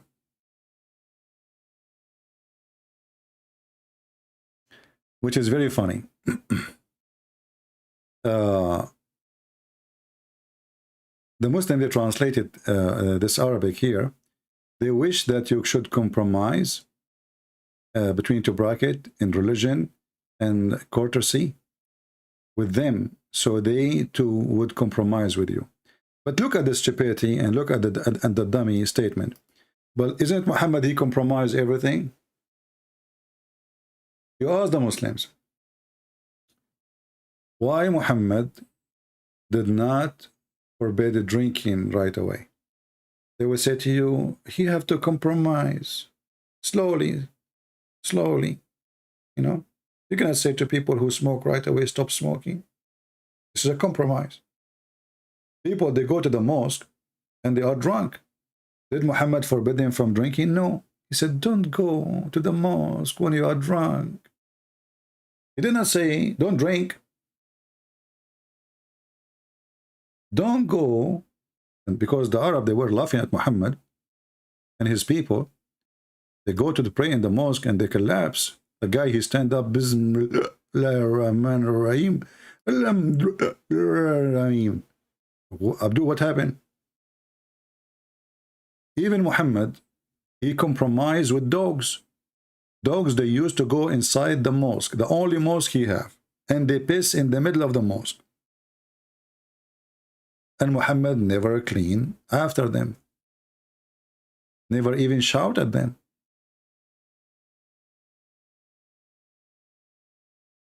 And this is Sahih Bukhari. My father said, during the lifetime of Allah Apostle, dogs used to urinate and pass through the mosque. Between two brackets, come and go. I like it, by the way. I mean, look how the Muslim, they explain it to us, because you might be slow. Look, come and go, come and go, come and go. And they come to do what? To piss. And they come back to do what? To piss. So the mosque in the time of Muhammad was the bathroom of dogs. And Muhammad never sprinkled water over it. Do you see it? And you need to remember, the mosque at that time was a small, tiny room. It's not like the mosque you see today. You know, they put marble, air conditions, massive, huge. It was just a tiny room. And the dogs, they go, they lift their leg up, and I don't know they are pissing over who, because dogs, they like to piss over something. You know? They don't just piss in the road, like, you know, they have to find like a can, a tree, a leg, you know, maybe the leg of Muhammad. So they go in, they piss, and they go. And then what Muhammad do? He never sprinkled water. Do you see it? Do you remember what Jesus did? When some Jews, they were buying and selling, just buying and selling. They are not pissing. He said, you made the house of my father a bazaar. He flipped the table on them.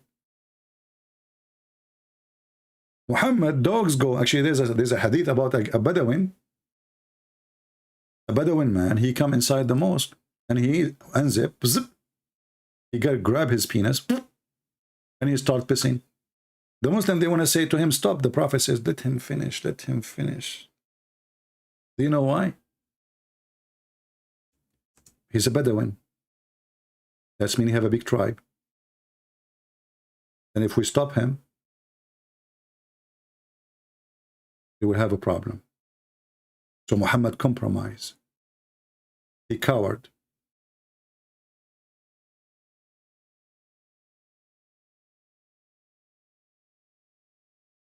And then the Quran says they would like you to compromise.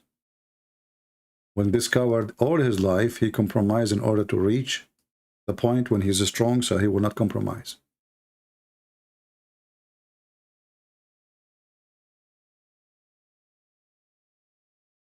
Let us see, I'm trying to find the hadith.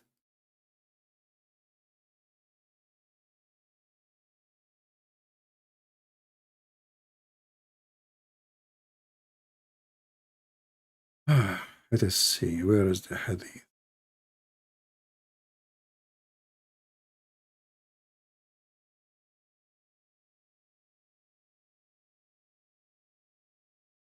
You know, there is a website, they say to you, the benefit of the man who piss in the mosque. The benefit, I mean, guys, can you believe it? Look at this. فوائد من حديث الأعرابي الذي بال في المسجد. The benefit of the man who piss on the mosque. The benefit.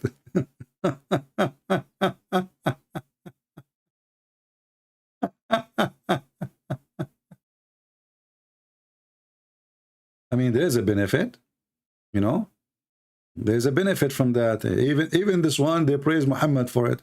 The guy, he piss standing inside the house of God. And Muhammad did not prevent him from doing that. So what happened to Muhammad? Later, he killed anyone who don't agree with him. At this point, Muhammad was a fufu. Cat. Anyone can bit him. As soon as he gets strong, he will rip you to pieces. This man is a fraud. A person who has jealousy for the house of God, he will have a jealousy for the house of God. It doesn't matter if he is strong or weak.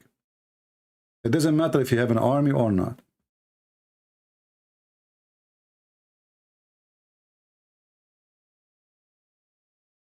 I'm trying to find the hadith for you in English. Give me a second.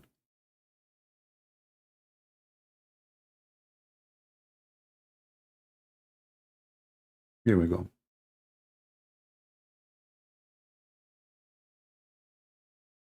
What about the dogs? I mean, the dogs didn't have a tribe. The dogs didn't have a tribe. The green color, because the Quran, you see, those are the Bedouin. You see, Bedouin, this is always a Bedouin. Muhammad himself is a Bedouin. So the Bedouin, because they live in the desert, so the green color is a big deal for them. Because this religion is made for the Bedouin, by the Bedouin, so everything, all the promises, is the promises fit with the Bedouin. So you will see that in the people of the desert, they suffer from two things: extreme cold and extreme heat. I don't know if any of you live in the desert before, but at night it gets so cold, extreme cold. And in the daytime, it gets so scary hot. I remember I used to cook eggs without oil. Just put the tray, the pan, put it over the sand, a few minutes. You don't need like 5 minutes, few minutes. And you break the egg and the egg is cooked. I remember once I burned my hand because I parked my car not in the shade. So I thought, did not put it for long, so it's going to be okay. So I put my fingers to open the car door, and my skin burned, hurt badly. So this is a very extreme life of cold and heat.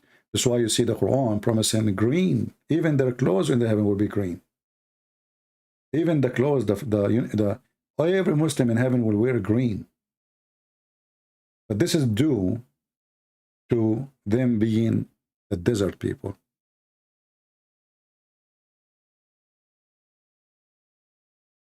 This is why, like cars in some countries in the Middle East, they lose their color so fast, and they have to be painted in a special kind of coloring. You cannot bring a car was shipped to, let us say, Munich, and you send it to Saudi Arabia or to Kuwait. The color will go right away because the sun is extreme.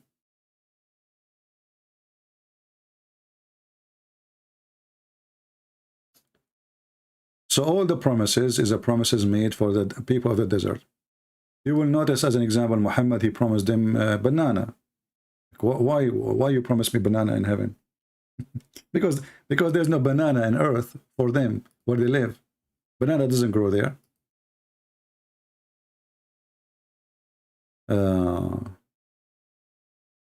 Okay, this is the guy. He said he wanted to debate. Let's see.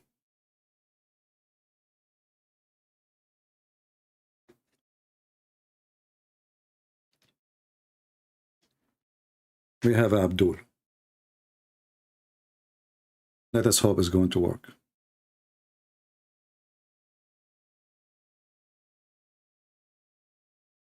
Well, it's not going through. Shafraz, don't call me. I will call you so the call can go through.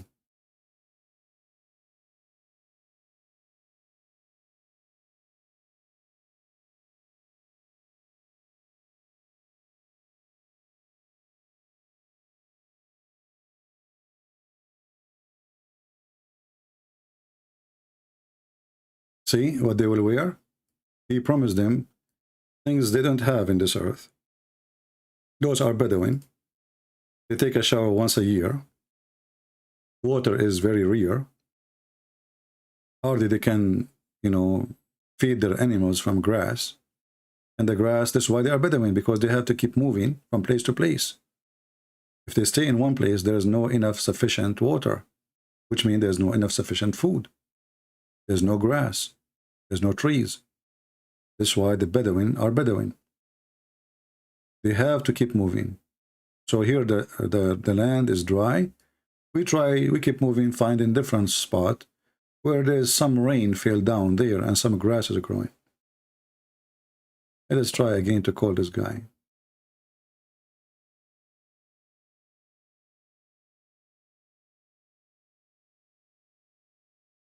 Well, obviously, your internet is horrible. Okay, well, it says that he is online, but I cannot call him. What we can do?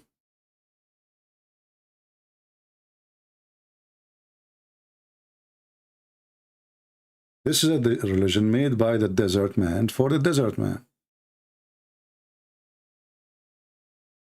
Yeah, his name is Sheikh Sefaraz Hussein. I'm assuming maybe he is from Pakistan or something. But he is not answering. I tried to call him. Did not actually go through.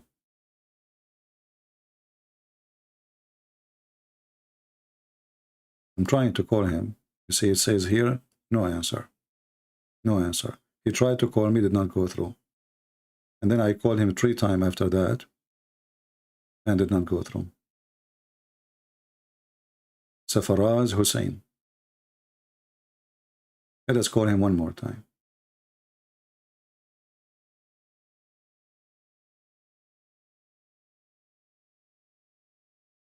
It's not going through.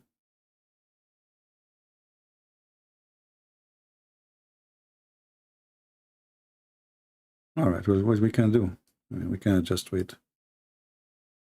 All right, people, did we have a good time?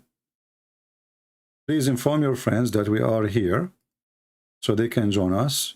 And our account, other account, is still here too. I mean, we don't lose it. But as you know, we have many accounts. And always you can follow us not by following an account in YouTube, You can go anytime to patreon.com/Christian Prince. And now lately we open account with the TikTok. So if there is something urgent, I can post there too, in TikTok, to tell you that I'm there. So subscribe to TikTok. I don't like really TikTok, but you know what? We know we better be everywhere if we could. What we will lose, right? TikTok. Even the name is weird. TikTok.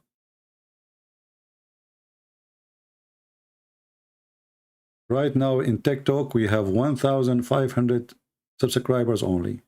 You can find my account there by searching for the Christian Prince. All right, the Christian Prince.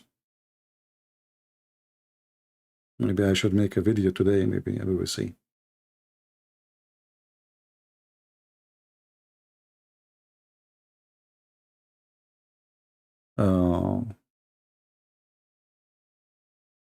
Well, you don't have TikTok, no problem. We are just saying you the other options we have to communicate. That's all.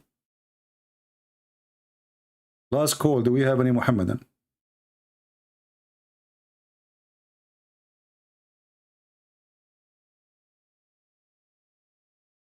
Yeah.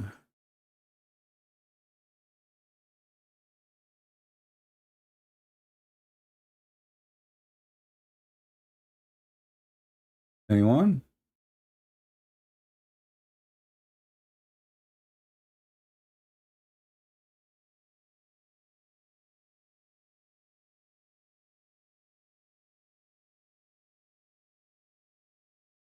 Maybe I will see if I can go live in this TikTok, but until now I don't see any option to go live in there. When I click at live, it doesn't show really. It says only upload. There's only an option to upload videos, but not to go live. So I'm not sure how that works. And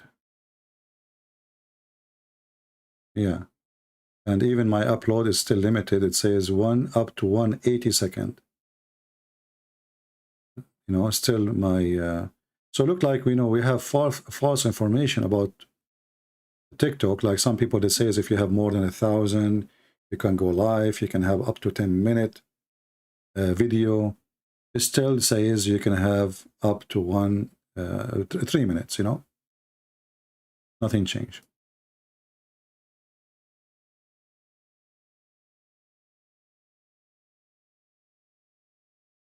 And TikTok is not really good for children. So if you have it's not even good for people, really. I mean, but as you see, we are trying to be whatever we can be so we can fight the devil.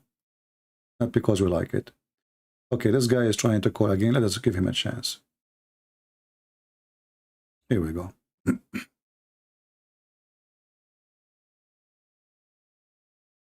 Hello? Yes, my friend, how are you?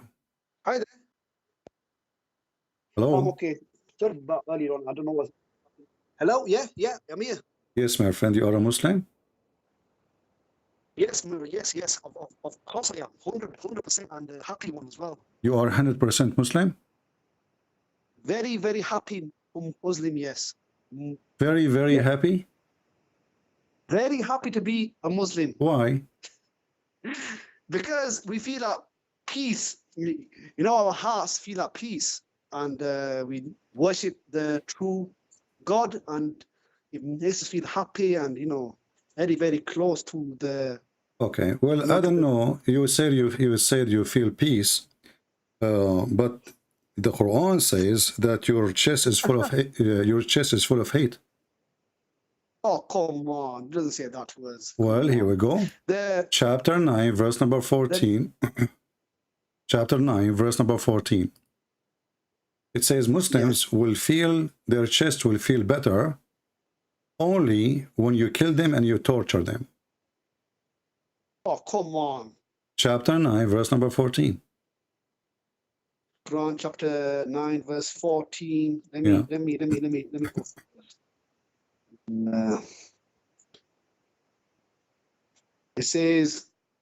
It it says 9:14, fight them. Allah punish them by your hands. I will disgrace them and give you victory over them and sacrifice. That is to do with the battle that happened in previous history. My friend, so what? It says that the Muslims, if the Muslims in the time of Muhammad, as you see, their breast is full of hatred and anger. So how you will feel peace, and as you claim? No, they had enemies who wanted to kill him. So Allah was saying to him. Okay, my friend, I will go with you. Okay, no problem. Let us say, who is the most person who feel peace, you or Muhammad? Him. Muhammad, of course. Okay, is it true that Muhammad, when he received the Quran, he was in very bad fear, and he was trembling, and he was so scared? Yeah. Yes? Yeah. Okay. Yeah, and because the angel come to him. So obviously he's scared. He will be, scared and trembling because the angel come to him for the first time. The angel comes, so obviously, he was kind of, scared and okay, I will go with you. So first time the angel come in, he will be scared. So how come Mary, she did not get so scared, and she is a female? Mary got scared. In the Quran, it says Mary said to the person, "Please fear Allah and please do not come close to me."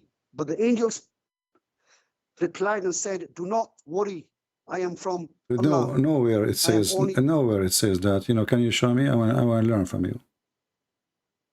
There's a verse where where the angel come to him, to her in a human form and said, "Do not worry, I have give you good news of a." No, you see what she said. She did not tremble. She did not hide under the bed.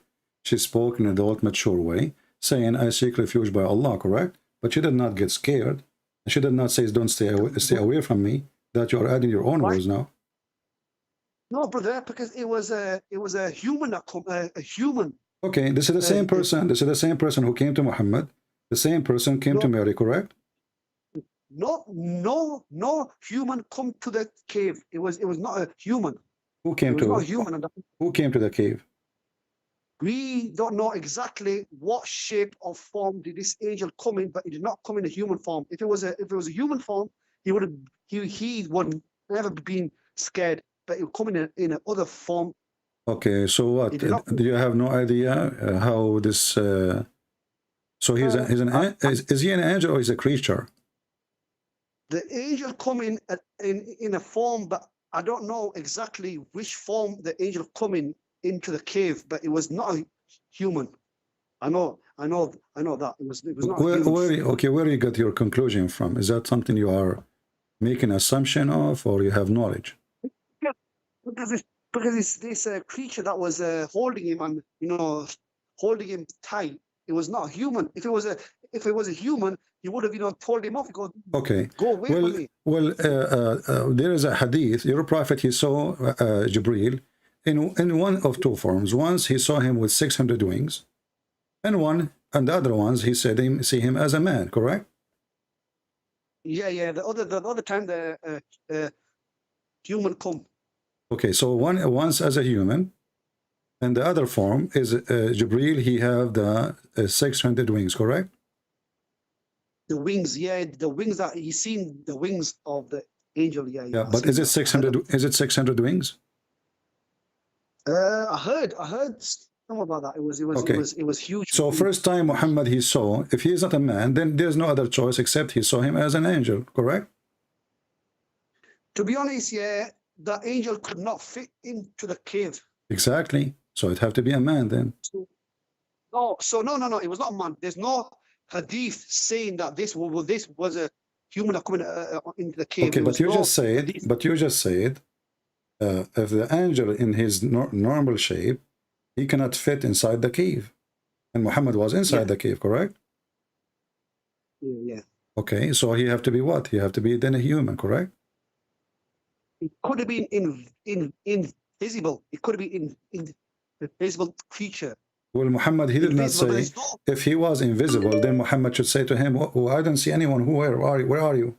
He didn't say that, you know. But the thing is, there's no hadith or Quran verse saying this was a human being. If it was a human being, then, you know, you wouldn't be, you know, scared or anything. But there's no hadith saying it was a human or which type of creature it was. But it was not human. Obviously, it was not human.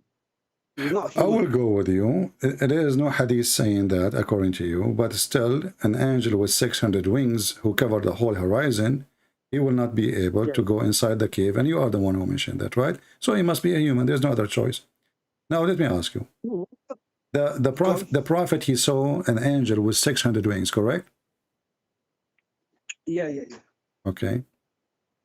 How come? What do you mean? What do you mean, how come? Does that mean that the angels of Allah, they have 600 wings?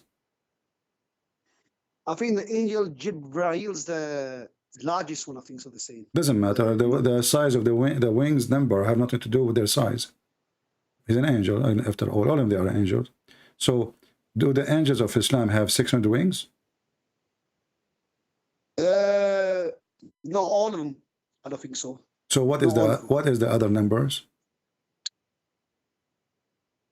We don't have a clue, brother, because there's too many angels. There's too much angels. There's the angel Ekail, the angel, other angels. There's so many angels. All angels are the same. And here the Quran says that Allah created angels with 2 wings, 3 wings, and 4 wings. So how Muhammad, he saw an angel with 600 wings? This is chapter 35, verse number 1.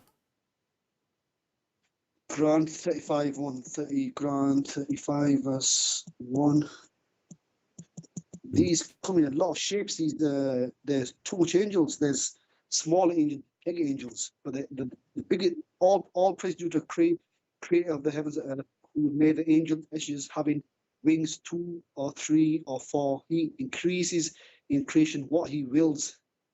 Yeah, it says he increases a creation. Yeah, but the increase in creation, this is something Allah, he keeps saying always, but he can create more. But this is not about the number of the angels. As you see, the Arabic is so clear, you know. It says, يَزِيدُ فِي الْخَلْقِ مَا يَشَاءُ, which means he create more. But this is not about the size of the angels or the wings numbers. So the angels, they come either in 2, 3, 4. How in the world an angel have 3 wings? Messengers who made the angel messengers with wings. There could be 2, 3. Where is the where is the third wing will be? We don't know, brother. These are the unseen. The angels are unseen. How do we know? Okay, you see, I'm trying just to go with you step by step. In the Quran, there is a verse about someone, he came down and he was holding a rope. Do you know what I'm talking about? Holding a rope. Come down. No. Okay. I will open the verse for you. And we are going to ask you, who is the one who is going down by a rope? Is that the angel or Allah or who? Chapter 53. Chapter 53. You can read it from verse 4. And you can open any translation if your choice. I don't know what translation you like. Just choose one. All right. And tell me who is the one who's coming down holding a rope. What's the verse called again? The number? Chapter 53. Chapter 53. Yeah. Where the God of Islam, he swear by the star. Yeah. You can read it from verse number 1 if you want. It's up to you. But you can start from verse number 4. Wait, let me get Surah Najm. By the star when it descends, your companion Muhammad has not strayed, not erred, nor does he speak his own inclinations. It is not but revelation revealed, taught to him by one intense strength, one of soundness, and he rose his true form while he was in the higher part of the recitation. Yeah. Okay. So it says here, the one who taught him, he was taught by one mighty in power. Is that correct? Taught to him by one intense in strength. Yeah. Okay. And then it says here, endued with wisdom, for he appeared Actually, the translation here Which, translation here is very weird. Let us see. What translation you are reading from your side? Here, international. International. Let us see if we can Sahih. find it. International. I don't see it here. International. Ah, here we go. Sahih International. Hold on. Sahih International. Which you want now? Okay. Which, Okay. So we can read together same translation. So he was taught by him in tense of strength, and one of the soundness of the heroes to his true form. This is what they are translating, but it doesn't say that, by the way, in Arabic. But we will go with it. And then while he was in the horizon, then he approached and descended. In Arabic it says فَدَنَا فَتَدَلَّى, which means he is holding a rope. And then was at the distance of 2 bow length or nearer. Who is this person who came down from the sky and he was so close to Muhammad? And he revealed to his servant what he revealed, the heart do not lie. To be honest, I don't know exactly one of soundness, and he rose to his true form whilst he was in higher. This could be the angel, I think so, Jibreel, okay. I think so. All right. Notice with me here, it says he was in a distance of 2 bow or nearer, but the angel, he squeezed Muhammad, correct? And he was at a distance of 2 bow length or near. Yeah. So how this is Jibreel? But look what happened now. It says, and he revealed to his servant what he revealed. In Arabic it says, فَأَوْحَى إِلَىٰ عَبْدِهِ. Muhammad is the slave of this person. So this is Jibreel. He is the slave of Muhammad is a slave of Jibreel, and the God of Muhammad is Jibreel. And he revealed to his servant what he revealed. Yeah. No, it says on verse 10. If you read verse 10, it says, and he revealed to his servant what he revealed. Yeah. So he revealed to Muhammad. Like, who is the servant? Muhammad. So this guy, this person, whoever he is coming down from the sky, descending down, using a rope, and then he was so close to Muhammad, and then he revealed to his servant. So who is the servant? Muhammad. Muhammad, the servant of who? Yeah. Servant of Jibreel. No. You know where it says, and he revealed to his servant is a capital H. So that means a capital H is Allah. To his servant, what my friend, revealed. Is Allah is the one who's coming down here? No. But you need to know the context of the verse, brother. You need to know the context. This is the context. This is the continue read. And there he was at a distance of 2 bow and length. And then he, the same person, he revealed to his servant what he revealed. Yeah, brother, but you have to know the context. It says, and he is angel Gabriel, revealed to his Allah's servant what he, angel, revealed. Okay, where it says to his Allah, where you are adding the word Allah there, where it says his Allah servant. No, it says, and he revealed, meaning the angel revealed to his capital Allah's servant what the angel my friend, in Arabic we don't have capital. This is a lie. It says here, فَأَوْحَى إِلَىٰ عَبْدِهِ مَا أَوْحَى, and he inspired to his slave actually not servant, what he inspired. So as you see, there's no capital letter. This is Arabic. We don't have such a thing. And he revealed to his slave what he revealed. Who is the one? This is the same person. He came down from the sky holding a rope. He's so close, and he is mighty in power. He's so close to Muhammad, and now he is in distance of 2 bow or nearer, and now he revealed to his slave. There's no capital letter. This is false translation. This is English, but in Arabic it doesn't say that. No, you can't say that, brother. Man, it says there. My friend. Okay, where do we in Arabic have capital letter? But the no. Answer me. Do we have in Arabic capital letter? To be honest, I don't know. No, I don't know. I assure you no. I don't lie, and you can check. You can check, and you can call me back, and if I am lying, you can laugh at me and make a mockery of me. I don't mind. So we don't have capital letter. So the verse is so clearly. The Muslims, they try to fix it. They are adding this his with capital letter, but there's no capital letter. So he inspire to his slave what he inspired. And let me ask you, did Muhammad receive inspiration or he received words by voice? He revealed words by voice. So this Same is, thing. so no, this is not the same thing. Inspire is something in your heart. If I reveal to you inspiration, I inspire you. I did not really talk to you directly by voice. Through heart, through your mind, I revealed to you things. I inspired you. But here it says, فَأُوحِيَ إِلَى عَبْدِهِ مَا أَوْحَى أو فَأَوْحَى فَأَوْحَى إِلَى عَبْدِهِ مَا أَوْحَى. So he inspired what he inspired. But Muhammad did not receive any inspiration from Allah. He received only words by mouth. He can hear it from Jibreel, correct? He's just saying here, I've just gone into the Pictal, I've gone to the Shkia, I've gone to all the translations, and they're all putting capital He's for all of them, and He capital revealed to His capital He His, and then it says because they are trying to fix it, my friend. They are trying to fix it. This is not my problem. This is your problem.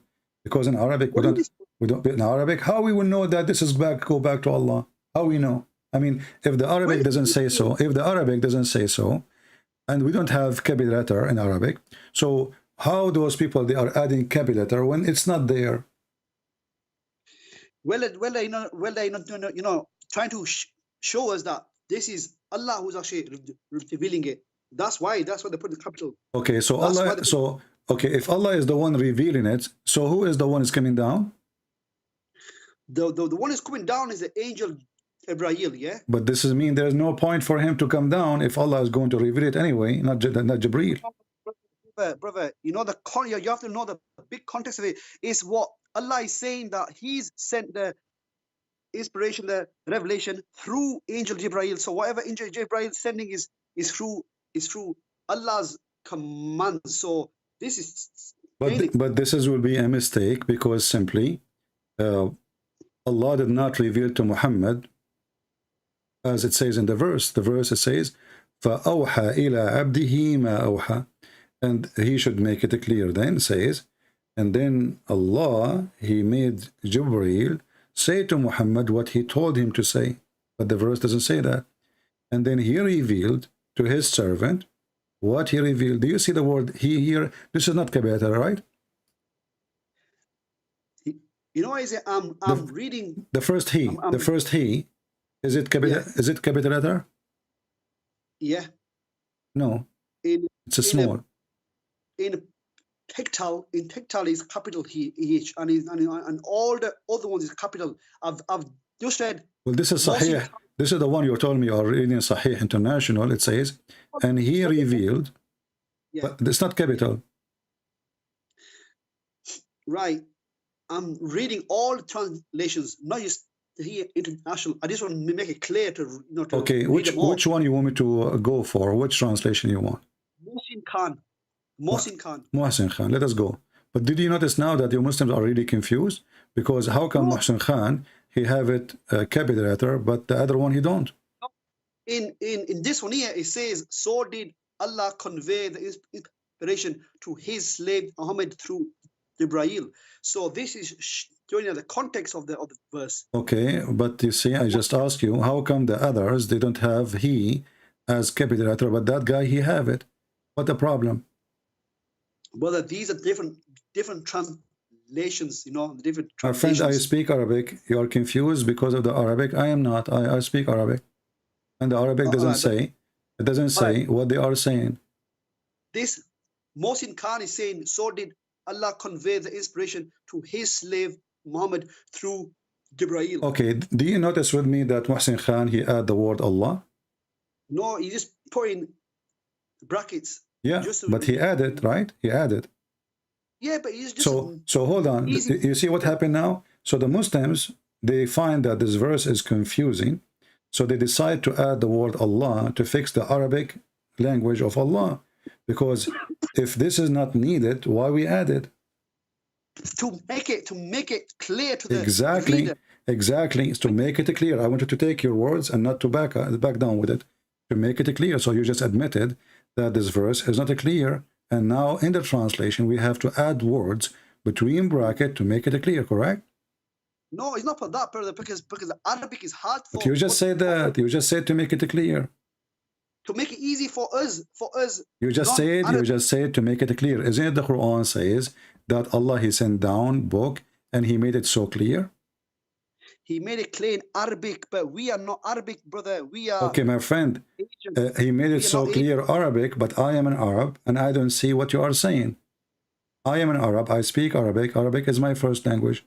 So Allah, he failed because simply, yeah, because you just say it. Because in Arabic, who cares if this is in Arabic or not?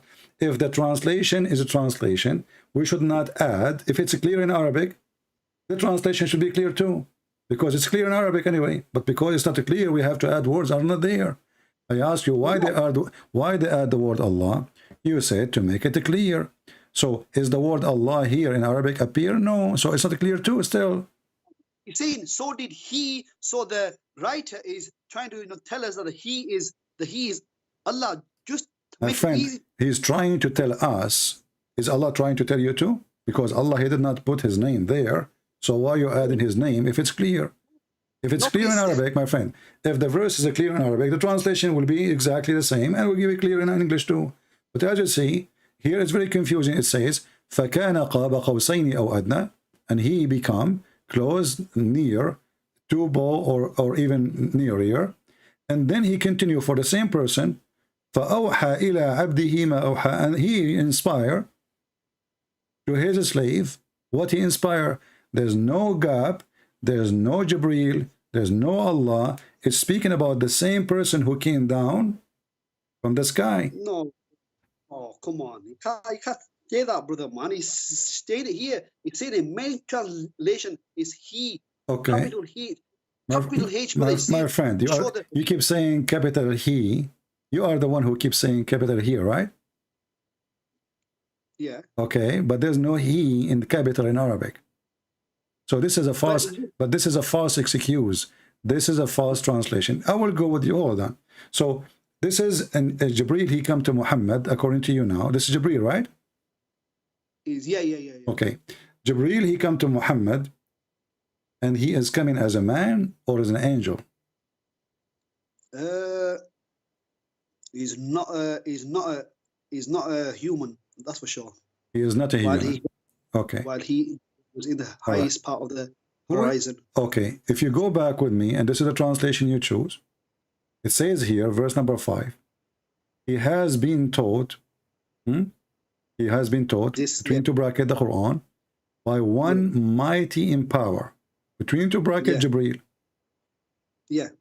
But is it in Islam the only one mighty in power is Allah? Come on, no, there's other people that are I thought the only one is almighty in power is Allah. Which one of my has taught him inspiration. Wait. By one mighty in power.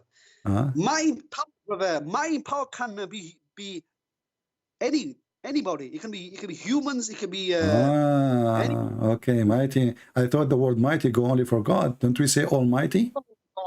All the word Almighty is for Allah. All. Okay, let me ask you: is angels of Allah are mighty in power? Yes, they are. But can a human being beat them? A human being what? Can a human being beat the one mighty in power, the angel? A human? How can a human beat an angel? No, it's impossible because it's impossible. So if we find that a human being can beat the angel, that means the angels are not mighty in power. Do you agree? The most mighty angel in Islam is Angel Jibreel. Doesn't matter. I ask you, angels. In the whole chapter here, my friend, doesn't even say Jibreel. So don't play that game. Does it say anything about Jibreel? It does in verse 5. Where in verse number 5 it says that? Here we go. Where it says. This is a false translation. He is adding it between the brackets. It doesn't say that. Translation. Come on. It doesn't say that, my friend. Read that. Okay, can you? In Arabic, it doesn't say Jibreel. This is why it's between two brackets. is just telling you who is tasveer. You see, he added between two brackets. This is additional proof that the Quran is a false book. Because if this is a book made clear by Allah, why we need to add names? They are not there. Because the whole chapter never says who is this person.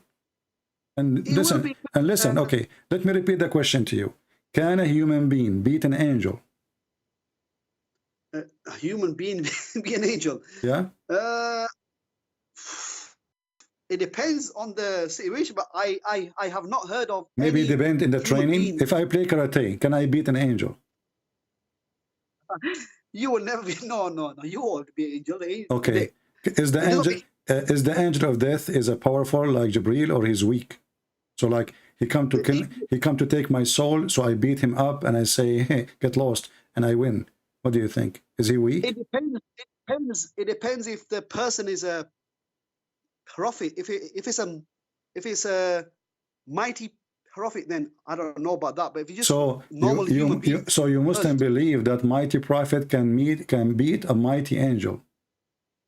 I can understand that Moses hit or slapped the angel of death. Not the. That's where you were going, in it. That's where you were going. Okay, and Moses slapped the angel or hit him. Who need more power to enforce taking life, Jibril or the angel of death? Nobody can stop the angel of death. How a person? He is a man. Moses is a man, right? Yeah. Is he brosely? He's very close to Allah. He was very close to Allah. So if he close to Allah, he will obey Allah, correct? Yes. So when Allah he sent the angel of death, listen, when Allah he sent the angel of death and I beat his angel, is that obedience to Allah? It's not obedience, just that he was at time he was angry at times, and he slapped him, goes that is a nice answer. Guys, the angel was angry. Let me say to you again, I am a president and I send you a messenger and then you beat my messenger. Isn't it this is a clear disrespect to me?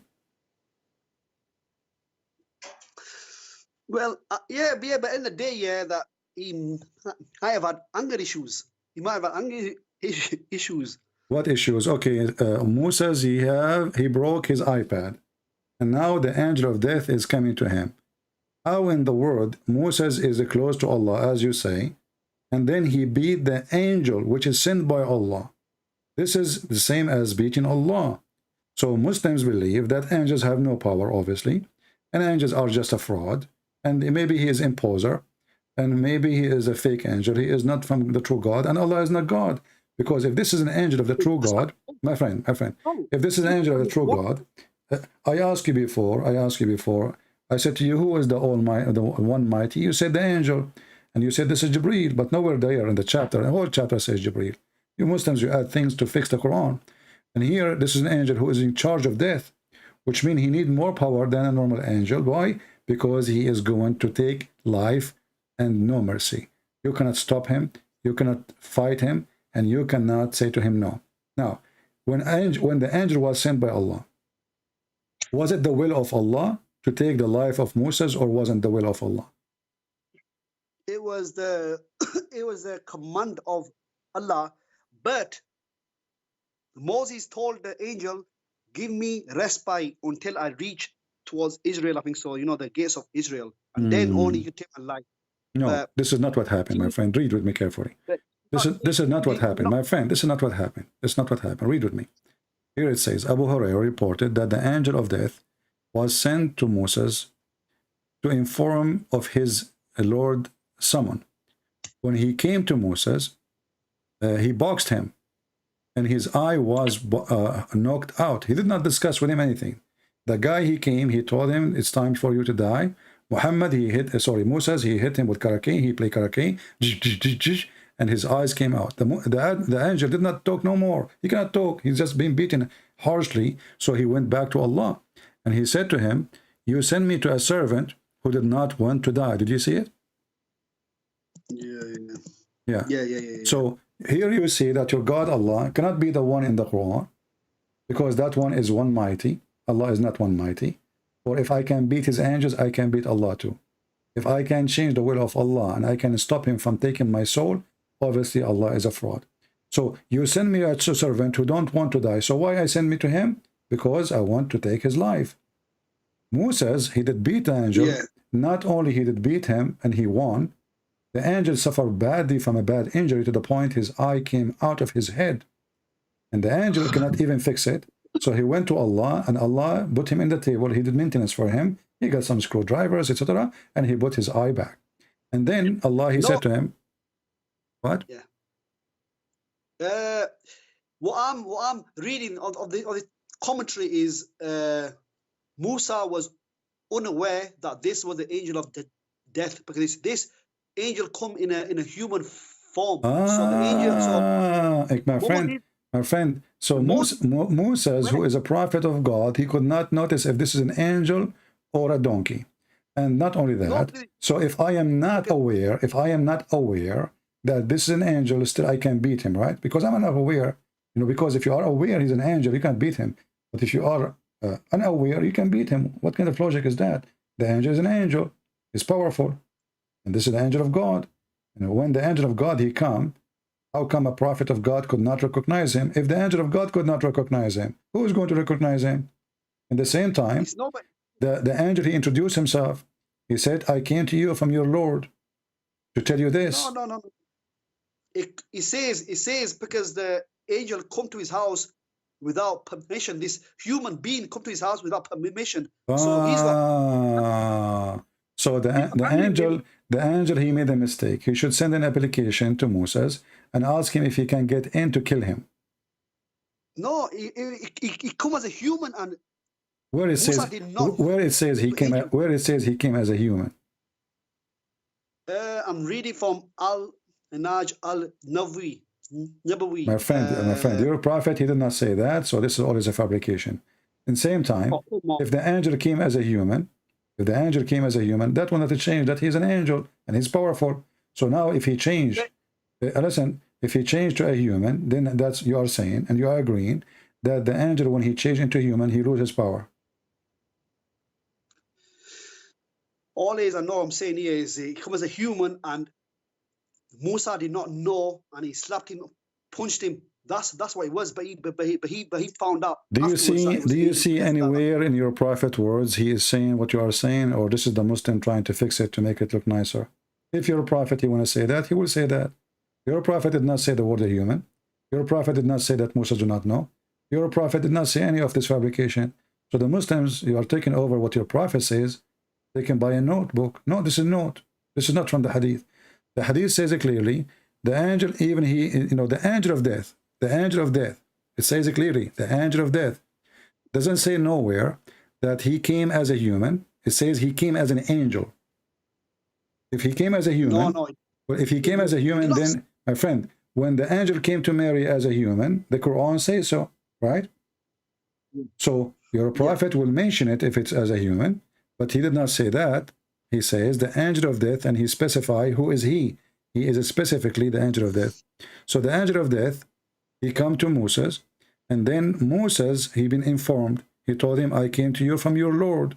He did not surprise him. He did not tell him, I am not an angel. He informed him that I am a messenger from your God, and this is the time for you to die. So now he knew that he is sent by Allah. He is an angel of Allah, and he is specifically the angel of death. What was the response of Moses? He started practicing the skills he learned from me in the park, and he beat the angel. He took his eye out, and I've warned Moses many times not to use that skill, because this is only between me and him. So he picked up the eye of the angel out of his head. And let me ask you, how you can take the eye of an angel out of his head? Out of his head? Yeah? I don't know. I don't know. But it was a human. It was a human because he took his eye out. My friend, he's okay. Just to show you the false fiction you Muslim you believe in. Did the angel return to Allah as a human? The angel come as a human form, but then went back to the angel form. That's how. So now, okay. So let us go with you. So when the angel went to Allah, he was an angel now, right? to be honest, I don't know the full commentary of this. No, you just said that. Okay, so look what you said. The angel, when he came back to Allah, he came as an angel. But as you see, he came as an angel, but still his eyes out. Yeah, but I know, but we don't know the full commentary of this, brother. You can't make your own story up. Nobody Okay, knows exactly. you just said you cannot make your own, but you just were reading to me your own, because this is something fabricated. It's not the prophet say so.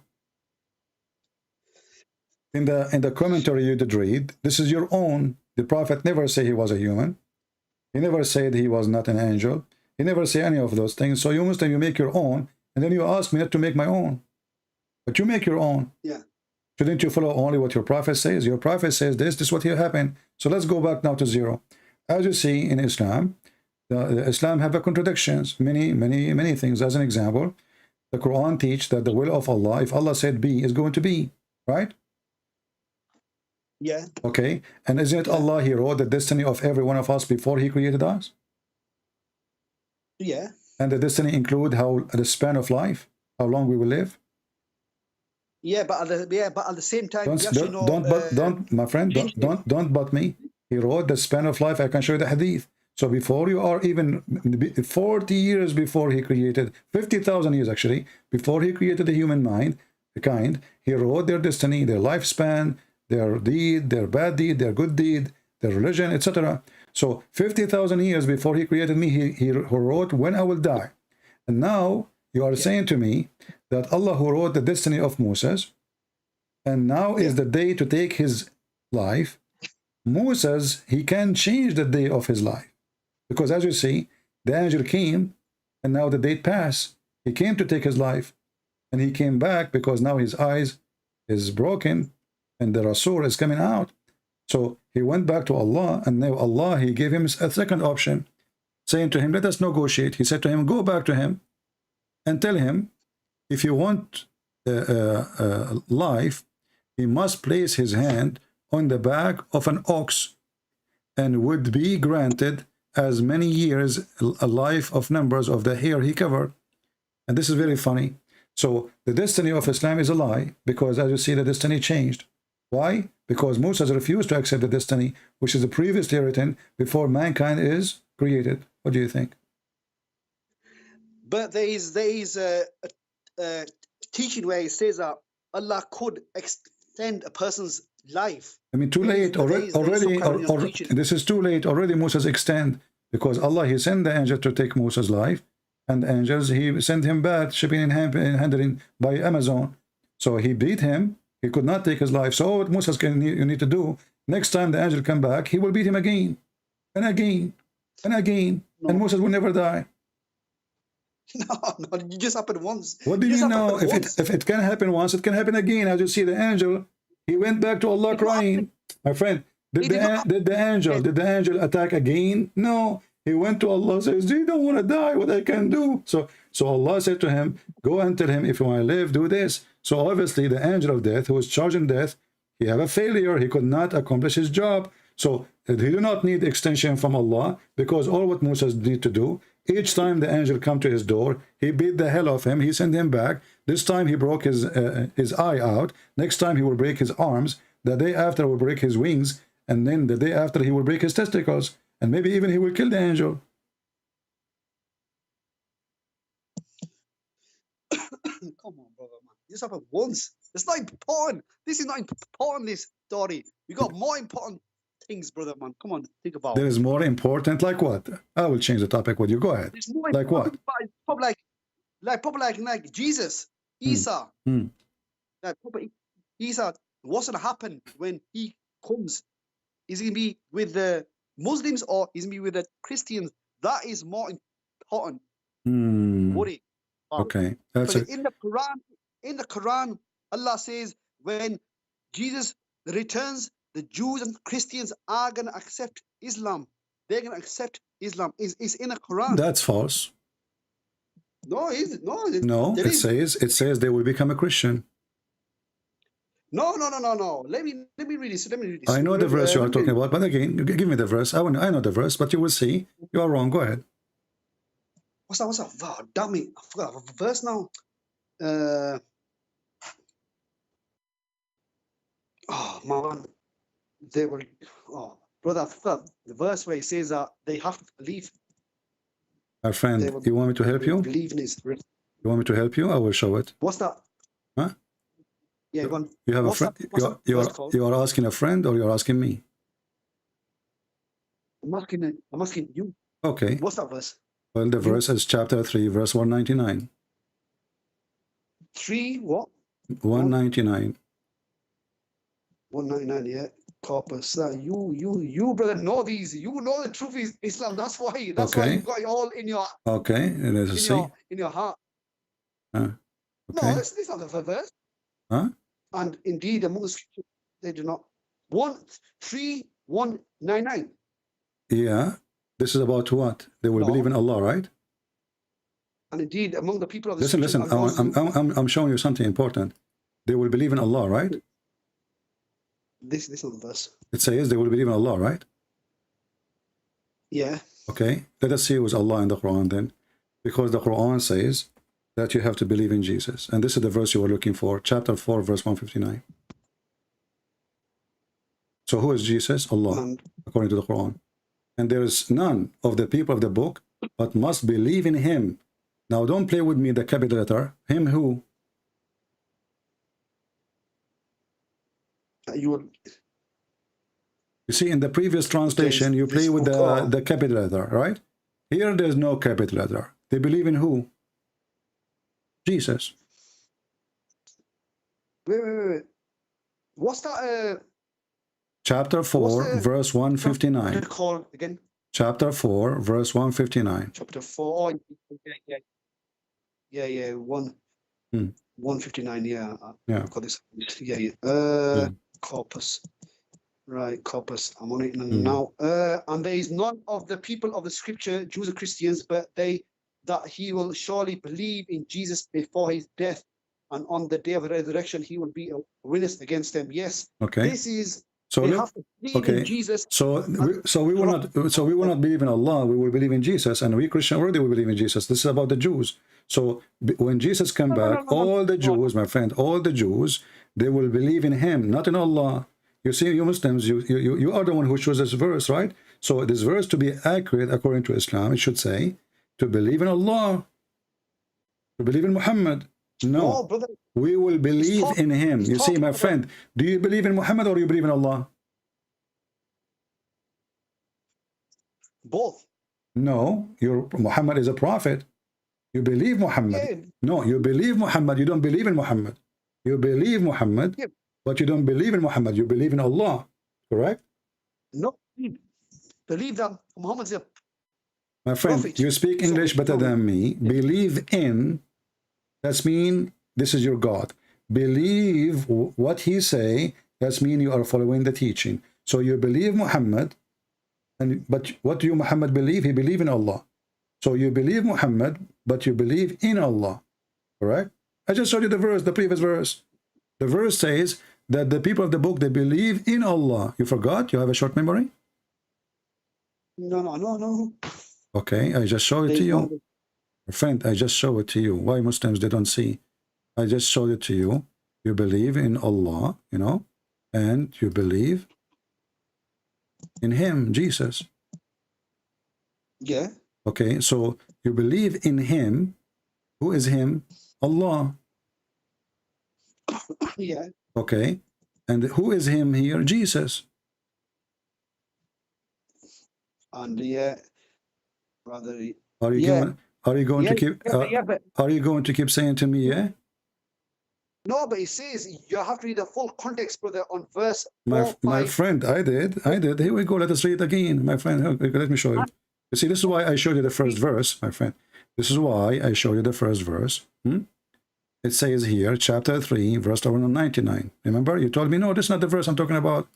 I showed it to you, this one, for a reason. It says, and they are, and from the people of the book, who will believe in Allah. Believe in Allah. Do you see it? Believe in Allah. Yeah. Okay. So when you say the word believe in, that means you believe in God. You don't believe in Muhammad. Yeah. You believe Muhammad. You don't believe in Muhammad. So the other verse says, none of the people of the scriptures, but they will believe in him. Him who? Jesus. So Jesus is your God, my friend. And the verse is very clear. Everyone will believe in Jesus. And those are the Jews who they refuse Jesus. They will believe in him. Not they will believe him.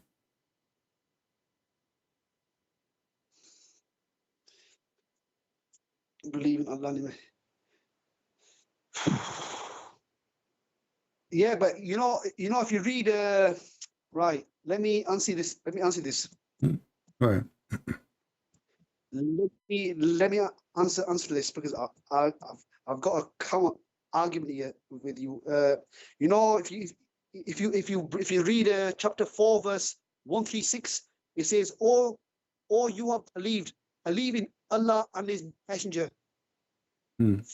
Chapter 4. Still, you see, what you are saying to me, believe in Allah. Believe in Allah. Yeah. No, but it says believe in Allah Yeah, and His Messenger. but the messenger, you believe the messenger, you don't believe in them. Do you worship the messenger? My friend, do you worship the messengers? No, but it's okay. Here, so what is the problem of the Jews? They did not believe Jesus, correct? They did not believe in the true who Jesus was. The Christians and the Jews turned away. Okay, I will. You see, hold on. I will go with you. Read with me carefully. Chapter 4, verse 159. It says here, "They will not a single one, but he will believe." Is that a destiny here? Yeah. So what the point? Wait, let me see. But you have to go back to 157, brother. My friend, it says, I don't care. I don't care who you kill back 1,000 year, 1,000 verse. You just said yes. I asked you, is that a destiny that those people of the book, they will believe in Jesus? You said yeah. They believe in him as a prophet of Allah. Nowhere it says that, but we will go with you. Let us say they will believe he's a prophet. Nowhere it says that, but we will go with you, my friend. So you said this is a destiny. You said this is a destiny. So how foolish this religion is. So you destiny for them, they will believe in him, but this is not their choice. It's a destiny. It's saying, but they, my friend, is it a destiny? Is it a destiny for Jesus not to believe in then? The Jews did not believe Jesus. The Jews did not believe Jesus. It was a destiny too.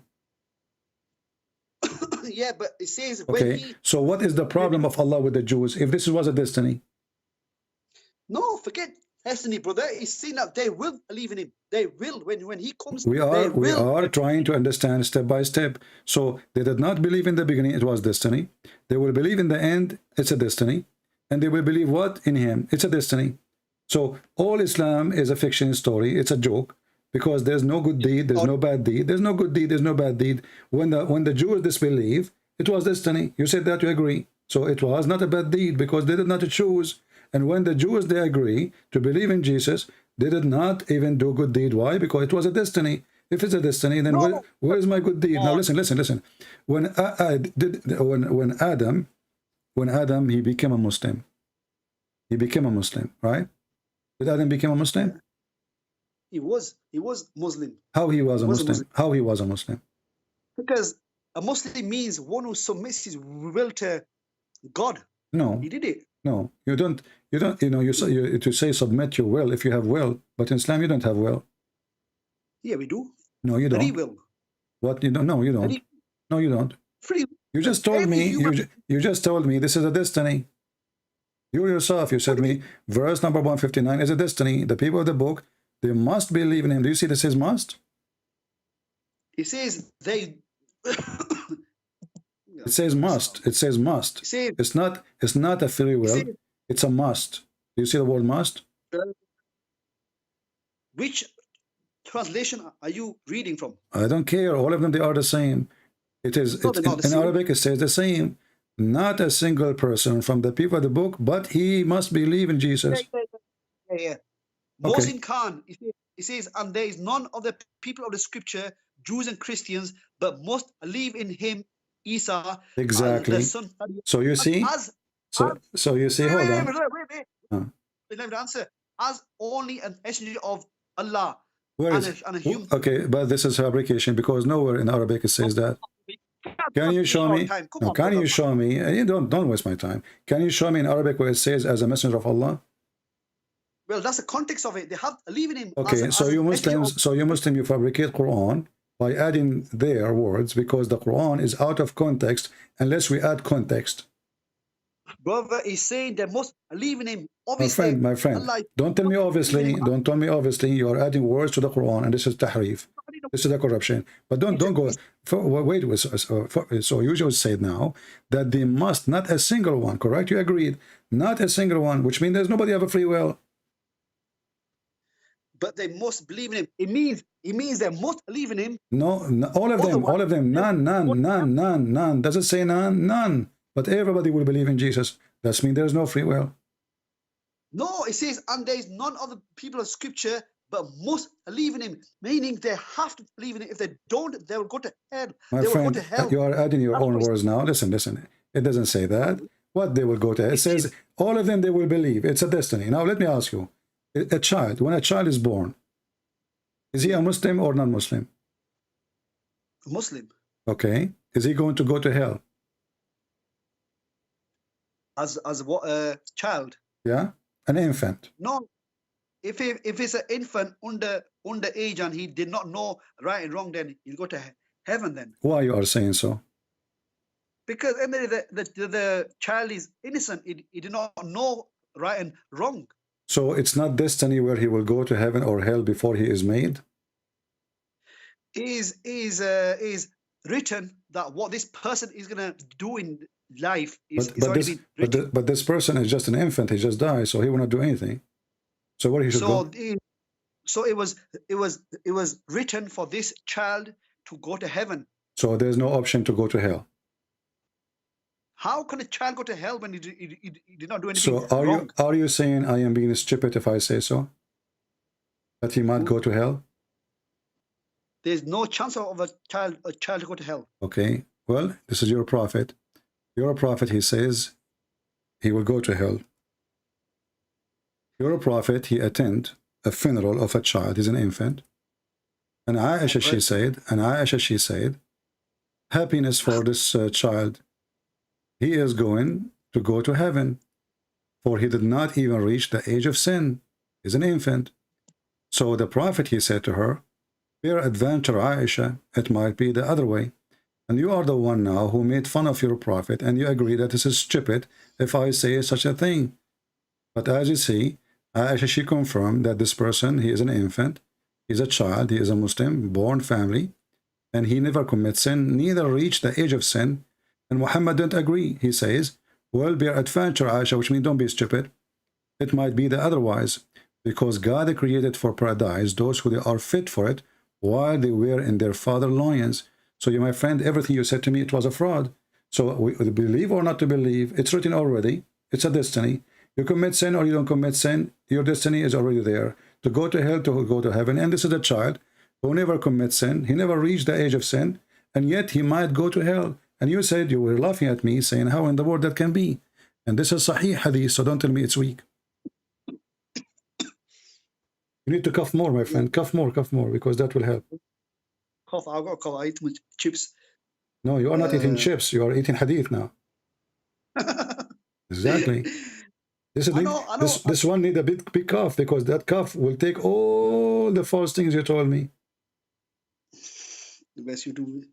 I know this child one, but I don't know exact. I don't know exact. Yeah. You know, come on. You know, now you have a child, and you are the one who says, how in the world he will go to hell if he did not commit sin? It's just your word. And I told you, are you saying I'm stupid for saying that? And then you repeat again, you says, well, how in the world he will go? He did not commit sin. So you agree that this is stupid, and this is your prophet. And now we agree, me and you, that your prophet is stupid because he's saying stupid things. It doesn't make sense. A child, he never commits sin. Where is God's justice? This child, he's a baby. He never commits sin. And you agree with me, and I agree with you. And you agree that the one who says such a statement is a stupid. So it's time for you to admit again, say it loud and clear, my prophet must be mentally ill, and he is. No. Well, you agreed already. You said, how in the world he can do that? So you are questioning your prophet, not me. Allah's need to know the context of this verse. Even this one need context, guy. Even this one need context. The wife and the husband, listen, the wife and the husband, they went to a funeral, and the funeral for little boy, he is an infant. He never commits sin. He never reached the age of sin. Do we need to give you a picture? Do you want to see his diaper? Come on, you are playing games now. We need to see the context. Even this one have a context. Even this one need a context. It's a child who never commits sin. The hadith says it clearly. He never reached the age of sin. Even this one need a context for it. He never reached the age of sin. Read carefully. He never committed sin. He never reached the age of committing sin. I mean, what more clear we can make it? And then Muhammad, he said to her, he did not say to her, no, he reached the age of sin. He did not disagree about how old is he. No, he says to her, it might be otherwise. Because Allah created for paradise people who are fit for it. So all religion of Islam is stupid. You say to the Christian, be Muslim, you will be saved. But in fact, it's written there. It's written before you are created, you will be a Muslim or a Christian. It's written there, even you will go to heaven or to hell. It's written there. It's not the sin you do. The sin have nothing to do, my friend. The sin, the hadith in front of you, and this is sahih. The sin you do have nothing to do where you will go. This is what the hadith is saying.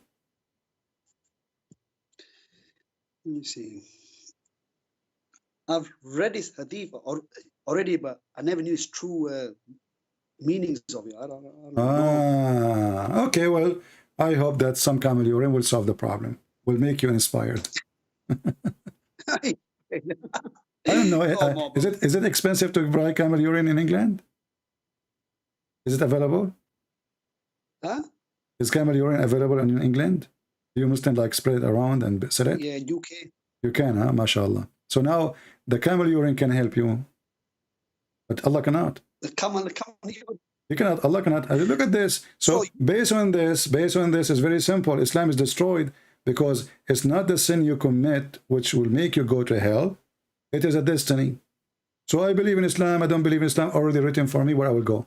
I am a Christian, I'm a Muslim, I'm a Hindu, I'm a Buddha, I'm an atheist. It doesn't matter. It's written to me where I will go. Islam made by a fool for the fool. Are you a fool, my friend? No, it's been written for what everyone's gonna do in their life. What they would do in their life? The guy, he don't have a life. He's an infant. Stop playing the game. What written they would do in life? And even that will make it over more stupid, because you wrote for me what I will do in my life, and then you will punish me for what I did in my life. And now you see the sin you do have nothing to do with it. This child, he did not do sin. My friend, did this child live to make sin, to do sin? He did not. No, but I think the commentary on this is this child is gonna grow to I think a human, and then this child will grow and he is dead. This child will grow and he is dead. No, I'm saying on Judgment Day. This child. On the Judgment Day, Allah will grow him in the backyard, and then he will. What is that, man? She said he will go to heaven. He did not say Allah will grow him. What do you mean, Muslim? What's wrong with you? So now you are saying that you Muslim believe that after you die, Allah will grow you, and then He will give you another life, another Adam, another Eve, and then He will judge you? I thought Judgment Day is just for Judgment Day. That's it. Yeah, cough more. Yeah, you need to. No, you do not need anything. You need to cough a lot. No, I eat too much chips. That's why. My friend, you are not eating chips. You are coughing from laughing at your prophet. I'm not. You are coughing from embarrassment. Then choose one. I'm trying to help you. Okay, why you keep coughing? Each time things get hot, you start coughing. So listen carefully. The child, you yourself, you agree that this is not fair. Yeah. Okay, So you agree that your God is not fair. Ali, there is none amongst the five brothers. Ali is pretty. Let me see. Let me read this properly. No, don't read. Cough first, and then read. That because you need time. You need to buy time. You just said yeah. So you agree that Allah cannot be God because God is just. Isn't it one of the names of Allah, Al-Adil, which means the just? How he earned his title if this is what he will do? What is the just? No, but it does not say that this baby is going to hell. It does not say that it's going to hell. It says it might be the otherwise. It might be the otherwise. You speak English very well, so it might be the otherwise. So what Aisha she assumed? Aisha she assumed you will go to heaven. What Muhammad he assumed? It might be the otherwise. Is there a third option? Let me answer this. Because Prophet Muhammad has no right or no wisdom or for everybody's destiny. It's just Allah knows who is going to heaven, who's going to hell. So he cannot say this person go to hell, this person go to heaven, this baby's going to heaven. So he just leaves it all to my friend. I don't know how old are you. I'm assuming you are a man. It says it might be the otherwise. So he did not say he will go to heaven or to hell. He said there's other options. It might be otherwise. So Muhammad, he told you clearly that she said already the first option, he will go to heaven, guaranteed. Muhammad says it might be otherwise, which means what is left? Hell. And Muhammad did not say he will go to hell. He said it might be he will go to hell. And he gave the reason. For Allah created the destiny of the person before he created them. Who will go to hell? Who will go to heaven? You need to cough? No, I'm not coughing. Oh, go ahead if you want to cough. It's okay. You need it, you know. I'm just reading the commentary on this. Mentioned it correctly. The scholars everything have commentary. I mean, the Muslim cannot understand the religion except with the commentary. I mean, even this one need commentary. The child, he's a child. He's an infant. He did not reach the age of sin. He never commits sin. And even this one need commentary. Let me ask you, did they add in the commentary some coughing too? No. Because I'm assuming that you are reading the commentary and it says there, cough, cough. So you cough, you know? Okay, brother. Let me ask you a question, yeah? Let me ask you a question now. So what we will do with this one, you jump to a question. Are you trying to escape the madness of your prophet? This one here is saying that there's two options. The statement was to prevent, and number two, the rational decisions. My friend, what to prevent? What rational decisions? Muhammad, he made it clear. It might be otherwise. It might be otherwise, which means he might go to hell. And he told why. What prevent? What prevent? The woman she assumed, because he's a child, he never commits sin. Was she wrong? Was Aisha wrong when she said the child will go to heaven because he did not commit sin? You yourself, you agreed. Before he came to know that all children will be passing. Said this before he came to know that. Oh, yeah. I've got Yeah. Okay. Right here. It says this. Said the Prophet said this before he came to know that all children passing away before the age of puberty will enter Jannah. So this means that the Prophet did not know. So the Prophet here, he make poo-poo. No, he did not know at that time. Okay, I will go with you. You just said that your Prophet was lying, speaking without knowledge. No, he said that this was the Prophet did not have the knowledge at that time. Exactly. If I don't have the knowledge, why open my mouth? Why he's trying to correct her wrongly? So you are saying now that he was wrong in this one, right? No, I'm not wrong. Aisha was saying that the baby is going to go to heaven, but the Prophet said, "How do you know? It could be the other way." He did not say how you would know. He was sure. He says it might be the otherwise. So, and he told her why. He told her, for God, he created them. Listen, man, don't force me to hang up on you. I like your cough, honestly. So listen, he did not say to her that, there's possibility. He said to her, it might be otherwise, and he tell her a reason. So when your Abdul in the commentary says to you, at that time the Prophet did not know, that even make it more horrible. Because if I do not know, I should not open my mouth, and I should not give false information. For he gave information why he might go to hell. Why? He says, for Allah, he created for paradise those who are fit for it while they were in their father backbone. And he created for hell those who are go to hell. He created them for hell while they were in their father backbone. So Muhammad did not assume, he was not guessing, he was speaking as if he's sure. And if he is not telling the truth, that means he's a liar. And if you, the commentary is saying at that moment the prophet did not know, then the prophet, he said something he did not know, which means he's liar. Well, I don't know about this one. I don't know about this one. This is here. What I'm reading here, the commentary is saying. All that right, my friend. I will let you go for now. You can call me anytime. Nice talking to you. And now you can spend your time coughing. Brother, can I ask you a question? Can you answer me one question? Yeah, but you know, I can't stay online forever, my friend. I was going to leave actually before you call me. One simple question. It's one simple question. Okay. Do you believe, yeah, that Hitler, Putin, all these Christians that have been killing everybody, are they going to go to heaven for killing aliens, even though they believe that Jesus died for their sins? Who, I believe in Hitler what? No, these Putin, Bush, Blair, these Hitlers, they are Christians. They believed Jesus died for their sins. Okay. So do you believe Putin killing thousands of Ukrainians? Yeah. Do you believe he believed that Jesus died for his sins? Is he going to go to heaven? Well, obviously, Putin is a hypocrite like your prophet. No, let me answer you. I'm answering. The person who say that he believe in Jesus, he is not going to kill people who did not kill him. They did not fight him. They did not go after him. Your prophet did exactly the same. Your prophet, he said, I've been ordered to kill all mankind until they agree that I am a messenger of Allah and Allah is my religion, and they have to do salat, etc., and they have to pay me money.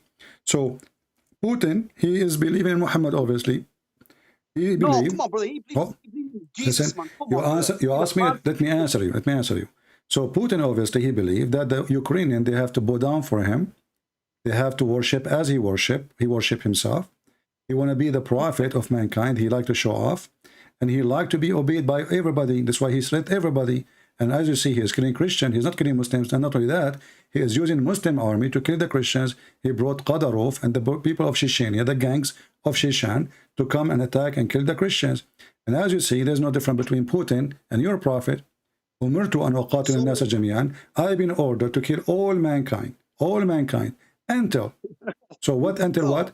This is what Putin he said, if they agree with my demand, I will stop the war immediately. That's what Putin said in the first week. If they agree with my demand, I will stop my attack. Very simple. This is Muhammad. Agree with me, I will not kill you. You don't agree with me, I will kill you. So your prophet is more faithful than Putin, and Putin, obviously, he is learning from Prophet Muhammad, and he became a criminal. Does it say, if you do say this, and you do this, and you do this, then and only then I will stop shedding your blood? Does it say that in front of you on the screen? Oh, no. Read it. Does it say, if you do this, the following those things, then I will stop shedding your blood? Does it say that?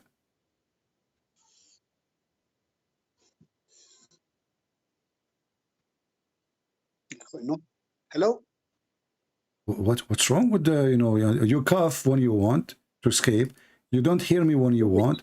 My friend, let me repeat the question. No, okay. Does it say that the Muhammad, he will stop shedding your blood only if you obey him? Or I am lying? Brother, he was living with Jews. I don't care. He killed them all. Putin, he used to live with Ukrainian too. And now he is killing them all. Don't change the topic. You are the one who opened the question. Did your prophet, he make it clear? I've been ordered, I've been commanded to kill all mankind until they satisfy that there's no God but Allah and there's no prophet but Muhammad. And then they do obey me. They pray as I pray. They slaughter as I slaughter. They even eat as I eat. And then and only then their blood and their wealth is safe from my hands. Is that correct? I have been going to find mankind until they say no God but Allah, yeah? More coughing. No, I've got a cough, man. I've got a cough. Yeah, I know. You need to. You have to cough. You have to cough. So now, Putin is way nicer than your prophet. I will tell you why. Putin did not even put a chains in their neck. Your prophet, he put a chains in their necks.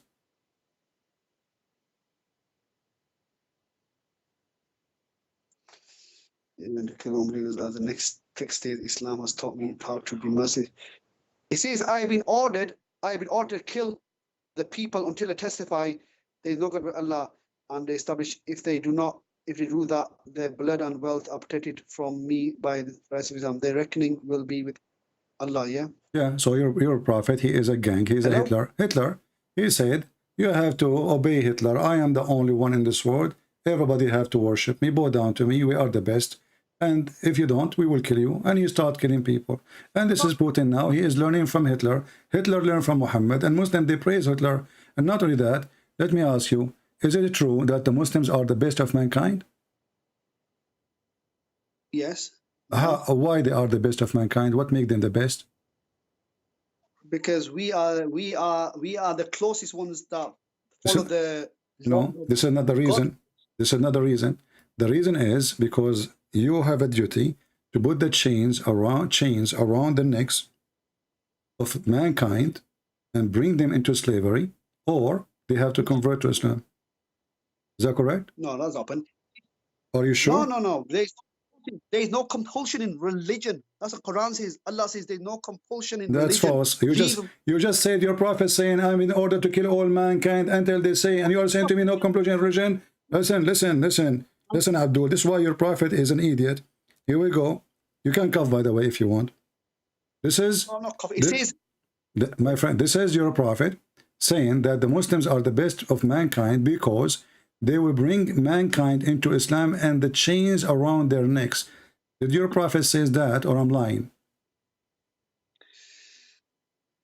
Unbelievers take place demonstrates. This hadith is only got to do with the Arabs, brother. I'm reading the commentary here. What? I'm reading the commentary. What? This is only talking about the pagan Arabs.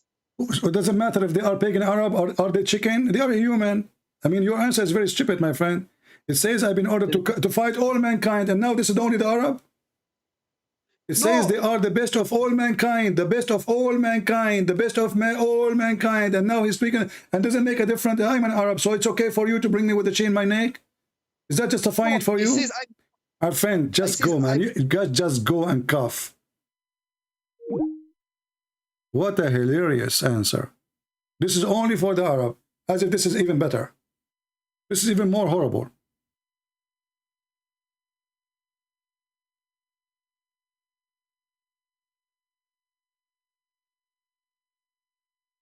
The Muslims, they are white supremacists. They think they are the best of mankind. This is a fascism. Fascist. The fascist Muhammad told them, you have authority to kill them all. Or they bring them with the chain around their neck. He's a fascist. He's a Hitler himself. And this is why Hitler, he was beloved by the Muslims. And he was why he was embracing Islam actually in his action. Do you know that every single Muslim in the Middle East, he loved Hitler? Do you know that they have his book printed? The United Nations and the stupid American, they give donation to the Palestinian Authority. And then the Palestinian Authority, they print the book of Hitler and they give it for free for every child in their territory. This is the truth. Islam is a fascism, supremacist, the white supreme Arab. They look down at everybody. When an Arab, he go to Pakistan, he looked them down. He's an Arab. This is why when Osama bin Laden, he went to Afghanistan, he acted as if he's God there. Because he's an Arab. They are not. This is why the Muslims, they change their names to Arabic names, but you will not find an Arab changing his name to Pakistani name. Their clothing, their names, their words, everything, the Arab. Islam is the religion of the Arab. The Arab are the supreme. The rest, they have to come with the chain around their neck.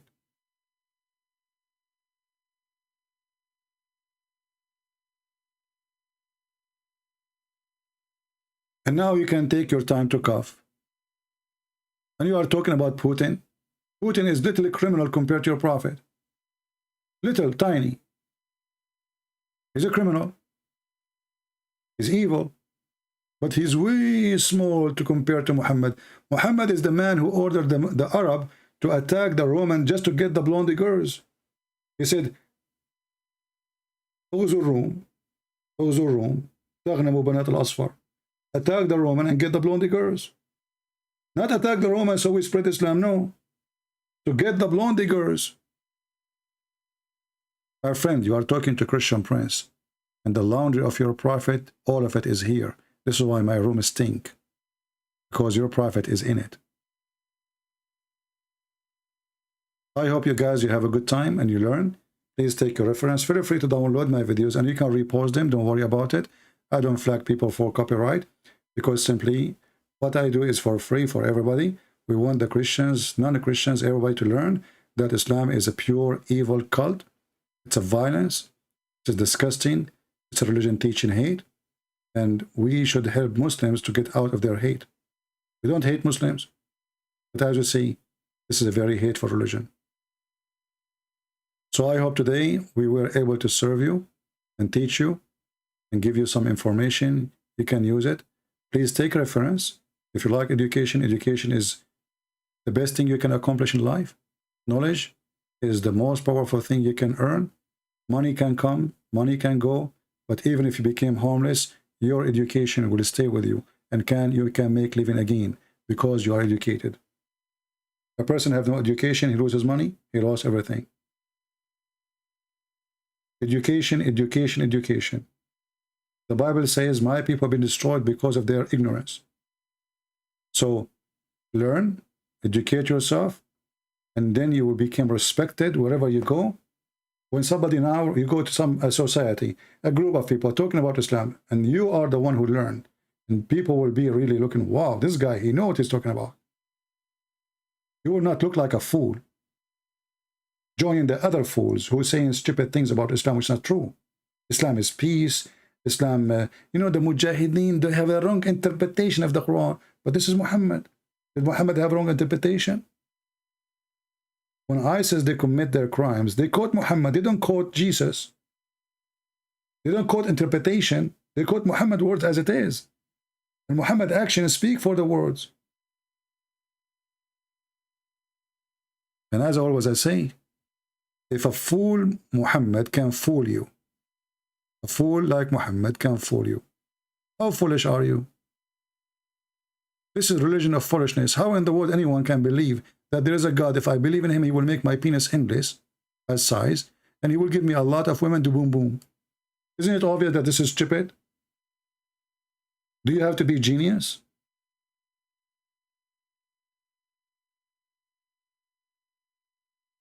You cannot even convince a donkey to join this religion. If you tell a donkey, I will give you 472 donkey female, the donkey will look at you like, what the heck? What does that mean?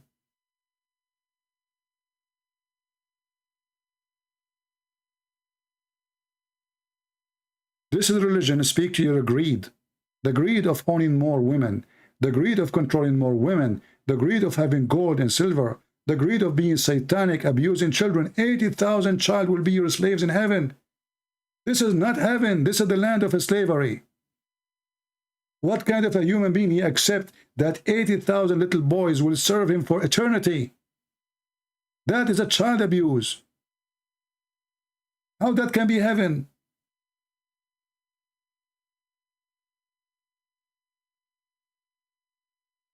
In heaven, you should be serving a child, not a child serving you. In heaven, you should be loving your wife, not your wives are just for lust. And there's tons of them. And they are programmed, and even the Quran promised them that they will have no jealousy. They are just silicone. So my friend, learn, educate yourself, and learn the truth. The truth will set you free. Always remember, in case you lose our channel for some reason, always you can go to patreon.com/ChristianPrince, and you do not need to make a donation. You can just go in, check the last video I posted, and you will know where I will be. Thank you for being here. May the Lord bless you. And this is your brother Christian Prince who is serving you for today humbly. And tomorrow, Sunday, I hope I will be able to go live on the morning again, and we will meet you again. God is willing. Thank you. God bless. Christ is Lord, and Islam is a scam. Islam without lies dies. Remember that. Take care.